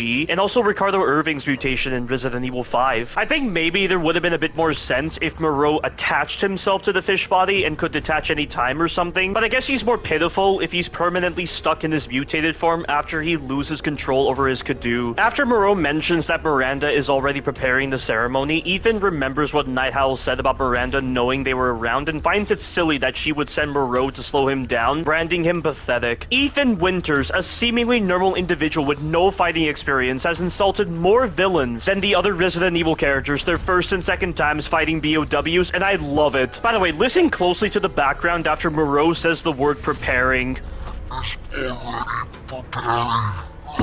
What is that sound exactly? Is that supposed to be a sniper shot? I'm not sure if there's a story reason or if that's just an environmental sound effect. Next thing you know, that sound effect is probably someone firing something at Moreau to trigger his loss of control over his transformation, but that's highly unlikely. His Kidou then begins to sprout tentacles, which is an effect you also see with Urias Trager later on. Moreau begins to vomit uncontrollably, claiming he can't hold it in anymore and doesn't understand what's happening to him, meaning he's lost control of his transformations, and the Kidou is beginning to overtake him. Now Now permanently stuck in his mutated form, he begins to destroy the jetty that Ethan is standing on, prompting Ethan to jump for dry land. Seeing as how we're going to be traversing through the main part of the reservoir, it's best I talk about the troubled development regarding Moreau's area as outlined by Dusk Golem. Apparently, Moreau's area was trimmed a lot. This was because it needed some big reworks to be more engaging. However, due to limited time and budget, time was instead allocated towards reworking Castle Dimitrescu and Heisenberg's factory, which is why you do more grand set pieces in those areas. It's also probably why Alcina and Heisenberg are the only lords that actually address Ethan by name. Initially, Moreau's area was a swamp-like section with a layout similar to the End of Zoe DLC, which actually sounds like a cool idea given how much fun the End of Zoe DLC was. The area would be mostly linear with time spent in and out of the water. There would also be alternate paths you could take that would let you wade through water or go by land. The water was home to mermaid-like enemies that would swim quickly for you if they spotted you, requiring you to either kill them or get back to land quickly, which seems reminiscent of the mutated alligators from the End of Zoe DLC. Even when you were on land, however, these enemies would initiate a screech that would stun you and slow you down. The screech would also serve a secondary purpose in luring a stalker-like enemy to your position. The stalker-like enemy would be the primary threat on land. Dusk Golem is unsure what this stalker-like enemy would have been, but it was described to him as something akin to a tyrant that had a giant acid sac around its neck and shoulders. It would either fire acid at you or attack you with a clawed hand. Lastly, there would have been rituals happening in the swamp involving Lycans and Alcina's daughters, who at the time played a different role compared to the final product. Based on what I've listed, Moreau's area definitely sounded ambitious. I mean, I don't mind the gameplay in the final version of Moreau's area, minus his boss fight and lacking enemy types, but the confusing screenplay I discussed earlier leaves a bit to be desired. After making a run for the windmills, traversing a flooded settlement, saying some memorable one-liners befitting for an elite Resident Evil protagonist, and displaying some incredible upper body strength by holding onto a zipline with one hand while narrowly avoiding Moreau, Ethan restores power to the reservoir and opens the sluice gate to drain the water, allowing him to find a way out of here. This then leads into Moreau's boss fight. Remember, make sure your weapons have max power and clip capacity upgrades and that your sniper rifle has max fire rate as well. Also make sure that you buy or craft a lot of mines and pipe bombs in your inventory. You'll preferably want to have close to 13 mines, 5 pipe bombs, and 30 sniper rifle rounds in total. To describe Moreau's boss fight, it's pretty bad. For one thing, he has too much HP. If you're not using explosives and baiting out his taunt in order to hit his weak spot, it can take somewhere between 8 to 20 minutes to finish him off, and given that Moreau only exposes his weak spot when he attacks and taunts, your windows for punishing him are so low, which further drags out the fight. His arena is also too narrow for his general movement, as he often struggles to make turns or just chooses to stand in place for no reason. And when he gains access to his acid attacks that allow him to cover longer ranges and sweep through the environment, or when he gains access to that long-range charge attack that can cover the entire length of a pathway, the narrow pathways can't allow you to avoid them accordingly. His acid attacks also have a tendency of hitting you through ceilings or being projected just high enough that he can hit you on the other side of buildings. The only way you're going to avoid Moreau's acid attacks by getting around him is if he stands in the center of the arena, as that's the spot that has more space afforded to you. As for his long-range charge attack, he actually doesn't factor in the geometry when he does the move, so there are moments where he's behind a building and he'll just do the move for no reason, and when he does the move, it's on a cooldown. His arena designs in pathfinding are so bad that this has allowed people to get him stuck on a particular corner that allows them to loop his close-range attack and shoot his weak spot without getting hit. In fact, it was through getting him stuck on this corner while I was in the middle of doing a stupid run on October 2nd, 2021, that I accidentally figured out a way to dodge his close-range attack by shooting his weak spot and crouching to the right. This plays a role in the strategy I use against him. Before I talk about the strategy, there are a couple of important tips you need to know. When you're placing mines, you can place them faster by crouching and mashing the fire button while holding the guard button and moving forward. When you want to throw 2 pipe bombs in rapid succession, you need to hold the guard button right as the first pipe bomb comes out of Ethan's hand to cancel the recovery frames, then mash the fire button. It's important that you throw only 2 pipe bombs because pipe bombs can detonate each other and damage you, which makes no sense as the mines and explosive rounds can damage you, so I'm not sure why this inconsistency is here. When it comes to forcing Moreau to taunt, he always taunts whenever he makes you flinch regardless of damage. As such, you can force Moreau to taunt by guarding his attacks or getting flinched by his tail when you touch it while he's recovering from the close range attack. Whenever Moreau gets put into a hard stun animation during the taunt animation, he will always taunt again when he recovers. However, if Moreau does the hard stun animation where he flails on the ground, he will attack you the moment he recovers. Moreau also has 2 different taunt animations, and whichever one he does seems to depend on where he is and which direction he's facing. The taunt animation you need is the one where he bloats then steps backwards as his weak spot is low to the ground, allowing the mines to easily actually hit it. The other taunt animation where he steps forward instead is a problem because the weak spot isn't close to the ground, so the detection between your mines and his weak spot is awkward. He can also pin you against a wall by doing this taunt animation and even make you flinch when he does this taunt animation. The next thing is that at 2 particular HP thresholds, Moreau will go on top of one of the buildings and fire acid into the air, requiring you to get under a ceiling. When you're doing my strategy, it's important that Moreau takes enough damage that he will be forced to do both acid rain attacks in one go. This is because he doesn't signal when he's going to do the second acid rain attack, unlike what he does for the first acid rain attack where he stomps his feet and roars. And when he's trying to climb on the buildings, he can damage you as he's moving towards them. As such, dealing a high amount of damage is necessary to avoid this variable where he tries to perform the acid rain attack, and it also makes the strategy less awkward to execute. The final thing is that for some unknown reason, there can randomly be this structure seeded into the arena whenever the fight starts. This structure can be a minor nuisance in shooting an explosive barrel or shooting Moreau directly while he's doing his acid rain attack, but adapting to it simply requires you to move slightly out of cover to get your shots in. Bearing all this in mind, we can now get into the only feasible way to deal with Moreau that is not only fast and efficient, but also requires gaming the system, as the normal approach the developers wanted you to use for this boss fight is unclear. Upon starting the fight, Moreau will always taunt you, then do his vertical acid attack. You need to use the sniper rifle and shotgun in rapid succession when he taunts, when he's prepping his vertical acid attack, and when he's recovering from the attack. Run from his close range attack, then shoot him once with the shotgun while staying close to the building next to you. Be ready to dodge his close range attack using the method I described, then touch his tail to get flinched. This will force Moreau to taunt, and you need to use your equipment exactly as I described. Use one mine to hard stun him, then throw one pipe bomb near his weak spot. When he taunts again, use 2 mines in rapid succession to hard stun him, then throw another pipe bomb near his weak spot. Use 2 mines in rapid succession again, then throw 2 pipe bombs in rapid succession near his weak spot. Use 1 mine as he's recovering from the stun, then equip a set of 5 mines. He'll then stomp his feet to indicate he's going to do the acid rain attack, but instead he'll start flailing on the ground. Use all 5 of your mines on his weak spot, run away, then try to shoot this explosive barrel as he's climbing on the building. You'll also have the chance to get 2 mines and craft another mine from this piece of cover right here. Once you've gotten the 3 mines, start laying into Moreau with your sniper rifle, which should force him to do both acid rain attacks. If you run out of sniper rifle ammo, try using your pistol for a bit. While he's recovering from the second acid rain attack, stand in this spot right next to the building. Sprint exactly like how I demonstrated to bait out his close range attack, then run back to the building. Dodge his close range attack and touch his tail to force him to taunt. He'll most likely do the correct taunt animation, allowing you to use 1 mine to hard stun him. Use 2 mines to hard stun him when he taunts again, then use 1 mine when he taunts again to put him into the flailing hard stun animation. While he's flailing, plant a mine next to this explosive barrel, then as soon as Moreau detonates it, either he'll die or you can finish him off with a pipe bomb, ending this messy encounter. I wish I could take pride in this method, but the fact that the normal approach to this encounter is unknown and a lot of confusion was displayed with Moreau's designs, it just feels like I was forced to bypass a lot of the problems by exploiting holes in his designs. And while I've found superficial enjoyment with going through Moreau every time I replay this game, and his poor designs don't hold the same weight as they did back in 2021 or 2022, that still doesn't excuse the confusion with his designs. Ethan Winters describes Moreau perfectly in one of his most memorable lines. In death as he was in life.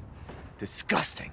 The only positive I can give now is that Moreau is nowhere near as bad as some of the bosses in Resident Evil 4 Remilk like Ramon, Krauser, U3, and Sadler. Upon getting to Moreau's lair, we find his second diary. Looking at the Japanese version specifically, Moreau mentions that Miranda entrusted him with a rose flask. He believed he was going to be left out of the ceremony, but Heisenberg suggested that the 4 of them should take 1 part of rose so that the ceremony can't happen without all of them. Why would Heisenberg be the one who suggested that each of the 4 lords should get a flask? I feel like this is a case where the English localization makes more sense, as Heisenberg is simply providing his interpretation of Miranda's instructions to Moreau. Eugene also didn't note in his diary that Heisenberg was the one who suggested that each of the lords should have a rose flask, which further validates the English localization. Moreau then noted that Miranda didn't seem to care that the 4 lords had the rose flasks. I'm guessing her lack of care is down to the fact that she probably expects the lords to not damage Rose's body parts. I don't think giving the lords the flasks was her way of making Ethan kill the Lords since the ceremony took place while Ethan was unconscious from the crash. Miranda had also told the Lords that she can get her real child back, which unsettles Moreau as he's worried he'll be replaced. So again, the Lords know about her plan, but what do they stand to gain from the resurrection of Ava? Alcina literally said, either out of madness or rationality, that Rose is their only hope, but their only hope for what exactly? Was she thinking that Miranda will somehow give her more power? That can't be, because Heisenberg wouldn't rebel against Miranda if that were the case. And with Donna, given how little she talks, we don't know what she would hope to gain out of Ava's resurrection. As for Moreau, his hopeless devotion to Miranda, as well as his inferiority complex, would compel him to follow Miranda's plan. And again, going back to Eugene's diary, if the vessel was going to be crystallized and broken off into parts, I'm amazed the Lords would still continue their devotion to Miranda after witnessing what happened to Rose, unless this idea of crystallizing the vessel is something Miranda only thought of after all four of the Lords, as well as Alcina's daughters, received their Kadu. Moreau then notes his paranoia of being discarded by Miranda, which ends this file. After observing a Kadu inside a jar of formaldehyde and finding more parts for the winged key, Heisenberg contacts Ethan through Moreau's TV, expressing his admiration for Ethan's survival skills. Ethan addresses him as the last asshole in his way before Heisenberg continues his admiration for Ethan. He then offers his help once Ethan collects all four of the flasks, to which Ethan smugly states if he's trying to get on his good side as a way of saying that Heisenberg is intimidated, since Ethan's taken out 3 of the Lords by himself already. Heisenberg dismisses Ethan's cockiness and says he would have killed Ethan if he wasn't worth the trouble. I can't tell if this is a passing remark or if Heisenberg is referencing the trial scene. If it's the latter, when he found Ethan trying to get to the castle, did he already decide before that moment that Ethan was worth capturing instead of killing? We know he had pictures of the Winters family and knew about the events of the Baker incident, so he likely already knew about Ethan when he stumbled upon him. But if this is the case, did he mean for Ethan to get away during the trial despite seemingly wanting Ethan to die as he was running from the Lycans? If so, he would have had to have been pretty convincing in making Miranda choose him at the trial. Given these confusing factors, I assume Heisenberg's remark about Ethan being worth the trouble is simply a passing remark that he only came up with after knowing about Ethan killing the other 3 Lords. Heisenberg then tells Ethan to go to the stronghold to get his Rose Flask, potentially as a way to test Ethan to see if he would make a good ally against Miranda, and concludes his call. Ethan then calls him a self-centered prick, which is yet another memorable quote. Ethan seriously got more balls than the other Resident Evil characters. Leaving Moreau's area, we can use the windmill crank we picked up to access Moreau's laboratory, which has the Magnum, a mandatory weapon for dealing with Sturm in a properly paced logical manner, and also some other supplies. There's also a file that credits Moreau as being the creator of the Varkalax when he injected wolf's blood into the spine of a Lycan. He also had an assistant for some reason, though this assistant was probably similar to Redneck, who gave captives to Castle Dimitrescu. Moreau also made a Varkalak Alpha somewhere down the line. I think I remember saying in my first retrospective that Moreau could also be credited as the creator of the Lycans, but that was clearly a mistake on my part, because in the credits you can see that around the time Miranda became known to the villagers, a Lycan was around when Kadu Affinity failed, so the Lycans were around before Moreau was injected with the Kadu. By the way, there is an early concept art where apparently Lycans were created when a victim was slowly encased in mold and would then emerge from the mold shell as a Lycan, which doesn't make sense for a Kadu mutation, and that sounds quite ridiculous. And why a mold shell would be tied to an almost lupine mutation is beyond me. It's almost like this early concept art was using ideas from Resident Evil 6 with how C-virus infectees would sometimes be enveloped in chrysalids after undergoing enough physical trauma, or when the virus overtook them enough, then emerge as a new BOW. The difference between the C-virus and the Kadu, however, is that the C-virus at least has a detailed history, and we know the C-virus was created through a combination of Sherry's G-virus and an enhanced version of the T. Veronica virus extracted from Manuela Hidalgo called TO2, so using what we know about the G-virus and T. Veronica virus BOWs, and also the knowledge of the C-virus, we're able to rationalize many parts of the C-virus, but with the Kadu, it's not the same case, which is why this mold shell idea introduced in this concept art makes no sense. And the fact that it's considered an early concept art would imply that it wasn't involved in the final version of the game, though for some reason, the Resident Evil podcast team is assuming the mold shell is canon to Resident Evil Village, which confuses me. After leaving Moreau's laboratory, go to the Duke and upgrade the power and clip capacity of your pistol. The shotgun and the Magnum don't need to be upgraded right now. You can also upgrade your inventory space if you choose. After that, go to this building and pick up the grenade launcher. From here, a lot of optional exploration opens up prior to the Stronghold encounter. The optional exploration is well designed because you're never forced to do it in order to make your progress through the main story more bearable. It instead serves as a backup in case you need it. That's how optional exploration should be in a linear experience. If you're not going to make the exploration feel optional, you might as well place all the supplies you would have gotten from the optional exploration along the main path to communicate to the player how essential the supplies are. In other words, just favor a straight line of exploration rather than the opposite if you're favoring mandatory exploration. By the way, I'm not entirely sure why the Duke has a Caduce sample with him. It's probably just a way for the developers to pay homage to their early drafts, where the Duke was going to be a 5th Lord. But to talk about the optional exploration, you can choose to go to the Lone Road and use the crank to gain access to a boat that can take you to locations on either end of the mountain stream. On the north end of the mountain stream, you can find a room that requires using a brazier and lighting a morreca on fire to light other fires and gain access to treasure and 1 magnum round. You can also use the crank to return to the path near the Tower of Worship and use the well wheel to access a death trap room that has a lot of ammo and treasures. On the south end of the mountain stream, you can enter a cave that's below the ceremony site and see the Mutamycete from the Megamycete growing and slowly breaking through the surface. Weirdly, there's a massive hole here, but the Mutamycete looks like it's supposed to be resting on the ground, so I don't think there's supposed to be a hole here. There's also a file from the Hound Wolf Squad, presumably from Night Howl and Umberize, given that they were supposed to be analyzing the Mutamycete. Looking at the Japanese version, it mentions that the village Mutamycete bears a 99.95% match to the E-type Mutamycete from Dulvey, Louisiana, with the remaining 0.05% being attributed to artificial changes by humans. I find this hard to believe because of how much the village Mutamycete BOWs display such different characteristics to the E-type Mutamycete BOWs. And I know that the Caduce is playing more of a role in the creation of the village Mutamycete BOWs, but later on, when the village is overtaken by Mutamycete, the game makes it seem like the lichens and morreca are spawning directly from the Mutamycete, even though these BOWs are tied to the Caduce parasite. We've never seen the E-type Mutamycete demonstrate this capability before. Granted, there wasn't a Megamycete in Dulvey, Louisiana, so maybe the E-type Mutamycete didn't have the chance to demonstrate this potential capability. But even still though, with the ability for Alcina's daughters and Miranda to change into animal forms through the Mutamycete, that's vastly different to what the E-type Mutamycete did, and recall that an unknown virus may have potentially been introduced in the E-type Mutamycete's creation. So I just wish the percentage value was different, or that they expanded upon this information in this file. And going back to this idea of the Megamycete, for some reason, the Resident Evil Wiki believes a fungal root was formed in Dulvey, Louisiana. They refer to the Megamycete as a fungal root, so it's almost like they're saying that a Megamycete was formed in Dulvey, which I don't believe. Yes, a fungal network was created that allowed those infected with the E-type Mutamycete to communicate with each other, like what was shown when Ethan communicates with Jack while he's held captive on the ship. But that doesn't mean their memories or genetic data were stored in that network. Furthermore, we only see Jack and Zoe in that network because they're still alive. Marguerite was killed, and Lucas took a drug that disconnected him from Evelyn's control, which is why they don't show up here. The Megamycete was also a parasitic super colony that lived for hundreds of years, while the E-type Mutamycete colony wasn't. So I don't know why the Resident Evil Wiki is spreading this misinformation. The Wiki overall is unreliable when it comes to this sort of information. The Resident Evil podcast team also agrees that the Wiki is unreliable, and that given the lore we get in the End of Zoe DLC and Resident Evil Village, it makes no sense for Evelyn's network to be considered a Megamycete. But returning to the Japanese version of this file, the Hound Wolf Squad mentions that the fungal colony seems to be spread out underneath the entire village. Also, when talking about the Baker incident, it mentions that during the incident, the E-type Mutamycete had formed a network of consciousness between infected individuals from 2014 to 2017, which is what we saw on the SS Annabelle as I described before. The file then posits that if a network were to grow as large as what's seen in this village, could it then become on par with data storage? The wording here certainly makes more sense than in the English localization where they use the phrase, if that network is linked to here, because such wording implies that the network in Dulvey was an offshoot of the Megamycete's network, which makes no sense. However, I do find it a bit strange that they would only consider the idea of a large network as being the way data storage functionality is achieved. I'm not sure if the Hound Wolf Squad is aware that the Megamycete is a parasitic super colony that's existed for hundreds of years, or if they're aware that back in the Baker incident, infected hosts would disconnect from the network if they died in the real world. For the former case, when Chris finds the Megamycete later on, he makes it sound like this is the first time he's bearing witness to it, so I don't think the Hound Wolf Squad knew certain details about the Megamycete. And apparently, at the time this file was written, the Hound Wolf Squad wasn't aware of what kind of data Miranda was after, so what did they initially think was the reason for Rose's abduction? I mean, Tundra was doing recon on Miranda, which is how she knew that Miranda turned into Mia, but they still didn't know what Miranda had planned for Rose. Did they only find out about Miranda trying to put Ava's consciousness into Rose only after Chris infiltrated Miranda's lab? It seems Ethan Winters knows more about Miranda's plan than Chris and his Hound Wolf Squad squat thanks to his interactions with the lords and the files he's read. But this concludes this file and also the optional boat exploration. Another area you can go to is Louise's house. I don't really consider it optional given that it's close to the main path to the stronghold and also has magnum ammo that's crucial to properly pace gameplay. When you're trekking through the fields, there's a Varkalak Alpha patrolling. I find this enemy placement to be quite intelligent, as the Varkalak Alpha can at times be hard to see in the fields with only its embedded spikes giving it away, which coupled with the music contributes to a sense of intimidation when getting to Louise's house. The eyes of the Varkalak Alpha are also very intimidating, and given that it's close to daytime, it only makes this placement more memorable. You don't need to make everything take place at night to contribute to horror. It's also a better enemy to encounter than a bunch of Samka that can get in the way as you're getting the supplies. As you're getting to the stronghold, you can take a side path to get to another optional area, which is Otto's Mill. This place has a lot of supplies and an Urius Drock guarding the area. Again, don't waste time fighting this boss as he has too much life and he's supported by enemies. I mean, there is some enjoyment to be gained by fighting this boss, but it's still better to leash him by going into the adjacent room. But in this room, we find a diary from a villager named Ernest written on July 8th in an unknown year. In the Japanese version, it mentions that Ernest had asked the Duke to bring him old newspapers, even though Miranda forbids them since he's interested in the news on the outside world. This wording definitely makes more sense than with how the English localization says that the Duke always gave old newspapers to Ernest, because the English localization wouldn't make sense in the context of Miranda forbidding news from the outside world, given that she needed to preserve her control over the villagers through a lack of knowledge. Ernest then says that while reading one of the papers, he found out about Umbrella utilizing the emblem from the village's grail, the grail being the Giant's Chalice / Megamycete Regulator, and also the mural in the cave. He finds confusion in how Umbrella got their emblem, but then recalls Oswald E. Spencer's time in the village and believes he had something to do with it. Spencer was in the village in either 1951 or 1952 since he had sent Miranda a letter sometime after he discovered the progenitor virus on December 4th, 1966, and it was sent 15 years after he left the village. Ernest's diary is also an indication that the village hasn't had outsiders in a very long time, well, aside from Alcina, since she was not from the village. This concludes this file and also all the optional exploration. By the way, as you're leaving Otto's Mill, a bunch of Lycans will spawn, but they can be easily dispatched by using the 2 explosive barrels in the stream. Making our way to the exterior of the stronghold, we are beset upon by Lycans. This entire encounter is one of my favorite parts of the game, as it allows you to be strategic in how you isolate the Lycans and also utilize your tools intelligently. It's a faster change to the pace of the gameplay, and it's well deserved. I don't know why I was bitter with this section during my first retrospective, but I prefer replaying this section multiple times compared to the combat encounters in Resident Evil 4 OG or Resident Evil 6, for instance. At the start, there are 6 Lycans that can be dealt with individually. Shoot them once to lure them, make them do the running grab, strafe away to avoid the attack, then dispatch them with a shotgun while they're recovering. Moving on, 2 archers will spawn, so dispatch them with your sniper rifle while also taking cover or crouching at the right moment to avoid their arrows. Before progressing onward, place a mine next to this explosive barrel and right in front of the vines that the Lycans use to climb. As you're moving up, more Lycans will spawn, so use the grenade launcher to knock the first Lycan down to the ground level, kill the next Lycan, then hold back the other Lycans by knocking them off the wall with the shotgun. Pick up all the ammo, and before you start pulling the switches, go over to where the right switch is and plant a mine so that you won't get ambushed when pulling the right switch. Pull the left switch first, then rush for the right switch. Once it's pulled, stay in this corner and hold back the Lycans with your mines. It takes 2 mines to kill Lycans, and you will not be damaged by the mines. The Lycans will also drop metal scrap, which can allow you to craft more mines. The Lycans will not only come from the ladder, but also jump from where the left switch is. Feel free to use your grenade launcher and pipe bombs in this part if needed. It's a good thing the developers had sense when they decided to not put archers in this part. If there were archers, this would have been very awkward. Once the door is open and you're through, the Lycans will not chase you. Getting inside the stronghold, we now have this huge siege of Lycans that we have to run past. The general strategy for this section is to restart the checkpoint to reduce the number of initial enemies, run past the armored Lycan, use the grenade launcher on the next Lycan, get up to this spot while the Lycans are in preset running animations, then use the zip line. Running further on, you need to hug the right hand side to get past the enemies that drop in front of you, pick up the magnum ammo and gunpowder, then just keep running until the enemies stop chasing you. Ethan Winters, a seemingly normal individual with no fighting experience, his second time fighting BOWs, has definitely encountered more enemies in one section than the older Resident Evil characters encountered their first and second times fighting BOWs in one section. Just before we get into Urias's boss fight, there's a really old note from some officer back around the medieval times. I'm not entirely sure how it's possible for this note to be so well preserved, especially in a cave system like this. Something tells me the developer should have put this note somewhere else. But in the Japanese version of this file, the officer mentions that at dawn, a messenger from a king arrived to announce the withdrawal of their forces. He claims it's a shame to surrender this stronghold to the heretics/pagans and feels that with a little more time, the course of the war would have changed. However, he admits in the next line that the claim he made was a pretext and is not not the reason why he thought it a shame to leave the stronghold. He admits that curiosity is the reason why he doesn't want to leave the stronghold. The ruins in the area fascinate him and are considered ancient by the villagers. The original 4 founders of the village are also referred to as the prehistoric ones. The officer then notes the ceremony site that has the 4 giant seated statues, the cave mural engraved with a coat of arms, and the stone pedestal that's referred to as the Grail, or the Holy Grail as I mentioned before. He then wonders where the founders came from and where they disappeared to, claiming that it'd be a shame to leave without finding that out, ending this file, which doesn't really offer much in all honesty, but what does offer a lot is Aureus' boss fight. And let me tell you guys, my feelings towards this boss are flipped greatly. In my first retrospective, I said I didn't like Aureus, but now he's become one of my favorite bosses in this game. There's actually a lot of thought in how you lure Aureus to the columns to make him vulnerable to damage, bait out certain patterns of attacks, and choose when to use certain weapons, which compounds into a very engaging and energetic boss fight. The Lycans that he's able to spawn during this encounter also have reduced HP, making weapons like the grenade launcher a valuable option. And while Aureus does have access to moves that may confuse the average gamer and how they're supposed to avoid them, alongside having an awkward AI whenever he's off camera and trying to close in on you, you can at least use flash grenades to stop such moves. Aureus also has 2 different combat states, his default state and another state that he gains access to once his health is low enough. Each state has its own set of moves, and he transitions between the states by doing a particular animation that also serves as a summoning move for the Lycans if you don't interrupt him with flash rounds. Even if he's interrupted, he'll still favor the alternate combat state, which isn't a problem because the moves he has access to in his alternate combat state are well designed. He stays in the alternate combat state for a certain amount of time, but he usually reverts back to the default combat state after doing 5 moves. This then leads into the general strategy, but before I describe it, I do want to mention an important tip for firing your shotgun faster than usual. When you have 0 shells left in your shotgun after you fire it, if you press the fire button, Ethan will load a shell, then fire the shotgun, which is a bit faster than simply firing the shotgun like normal. You can speed up this particular animation even more by pressing the aim button at the right moment after firing, then mashing the fire button to fire the shotgun faster. This trick is helpful for Aureus and Heisenberg. But getting into this boss fight, upon first starting it, shoot Aureus with your pistol for a bit, then stand in this spot next to the column before shooting him again. When he lands in this spot after doing the jump attack, this will most likely prompt him to start picking up the column, allowing you to lay into him with the shotgun. Once he's recovered, he'll always go up top to summon 2 Lycans. Stand right here, keep shooting him, then use the grenade launcher to dispatch the 2 Lycans once they spawn. Swap to the flash rounds, then move to this spot next to the column. Once he drops down, the next move he does is a bit random, but typically when you're close to him and he's on your screen, he'll do the close range slam that requires you to either strafe or run away from it. Try to stay near the column, which will prompt him to pick it up, leaving him vulnerable to damage. He's more guaranteed to pick up the column if he hits the column with his close range slam move. But by now, his health should be low enough that he'll try to do the transition animation, so interrupt him with a flash round. You need to remain at mid-range and not get close to him, because otherwise he'll do this really fast close range attack that's impossible to avoid. Bait out a mid-range move like the 2-hit combo instead. When you stay near him after this move, he'll always do the 3-hit slam, which leaves him vulnerable. Staying near him again will cause him to do a massive slam move that has a slow wind-up and a long recovery period. He's very vulnerable during this move. By the way, this move is also badly animated. Don't ask me why this is the case. It's a weird oversight from the developers. But after this move, if you stay near him, he'll do the 3-hit slam again. Run away from him while he's doing this move and stand by this column. Because you're far from him and he's still technically in his alternate combat state, he'll do the running attack, so run to the left. Stay near the column and try to get him to either pick it up or wait for him to go back into his alternate combat state. It should only take a few more hits to kill him, and you'll finish him off without having to use the Magnum, ending this really fun boss fight and making Aureus Eat shit.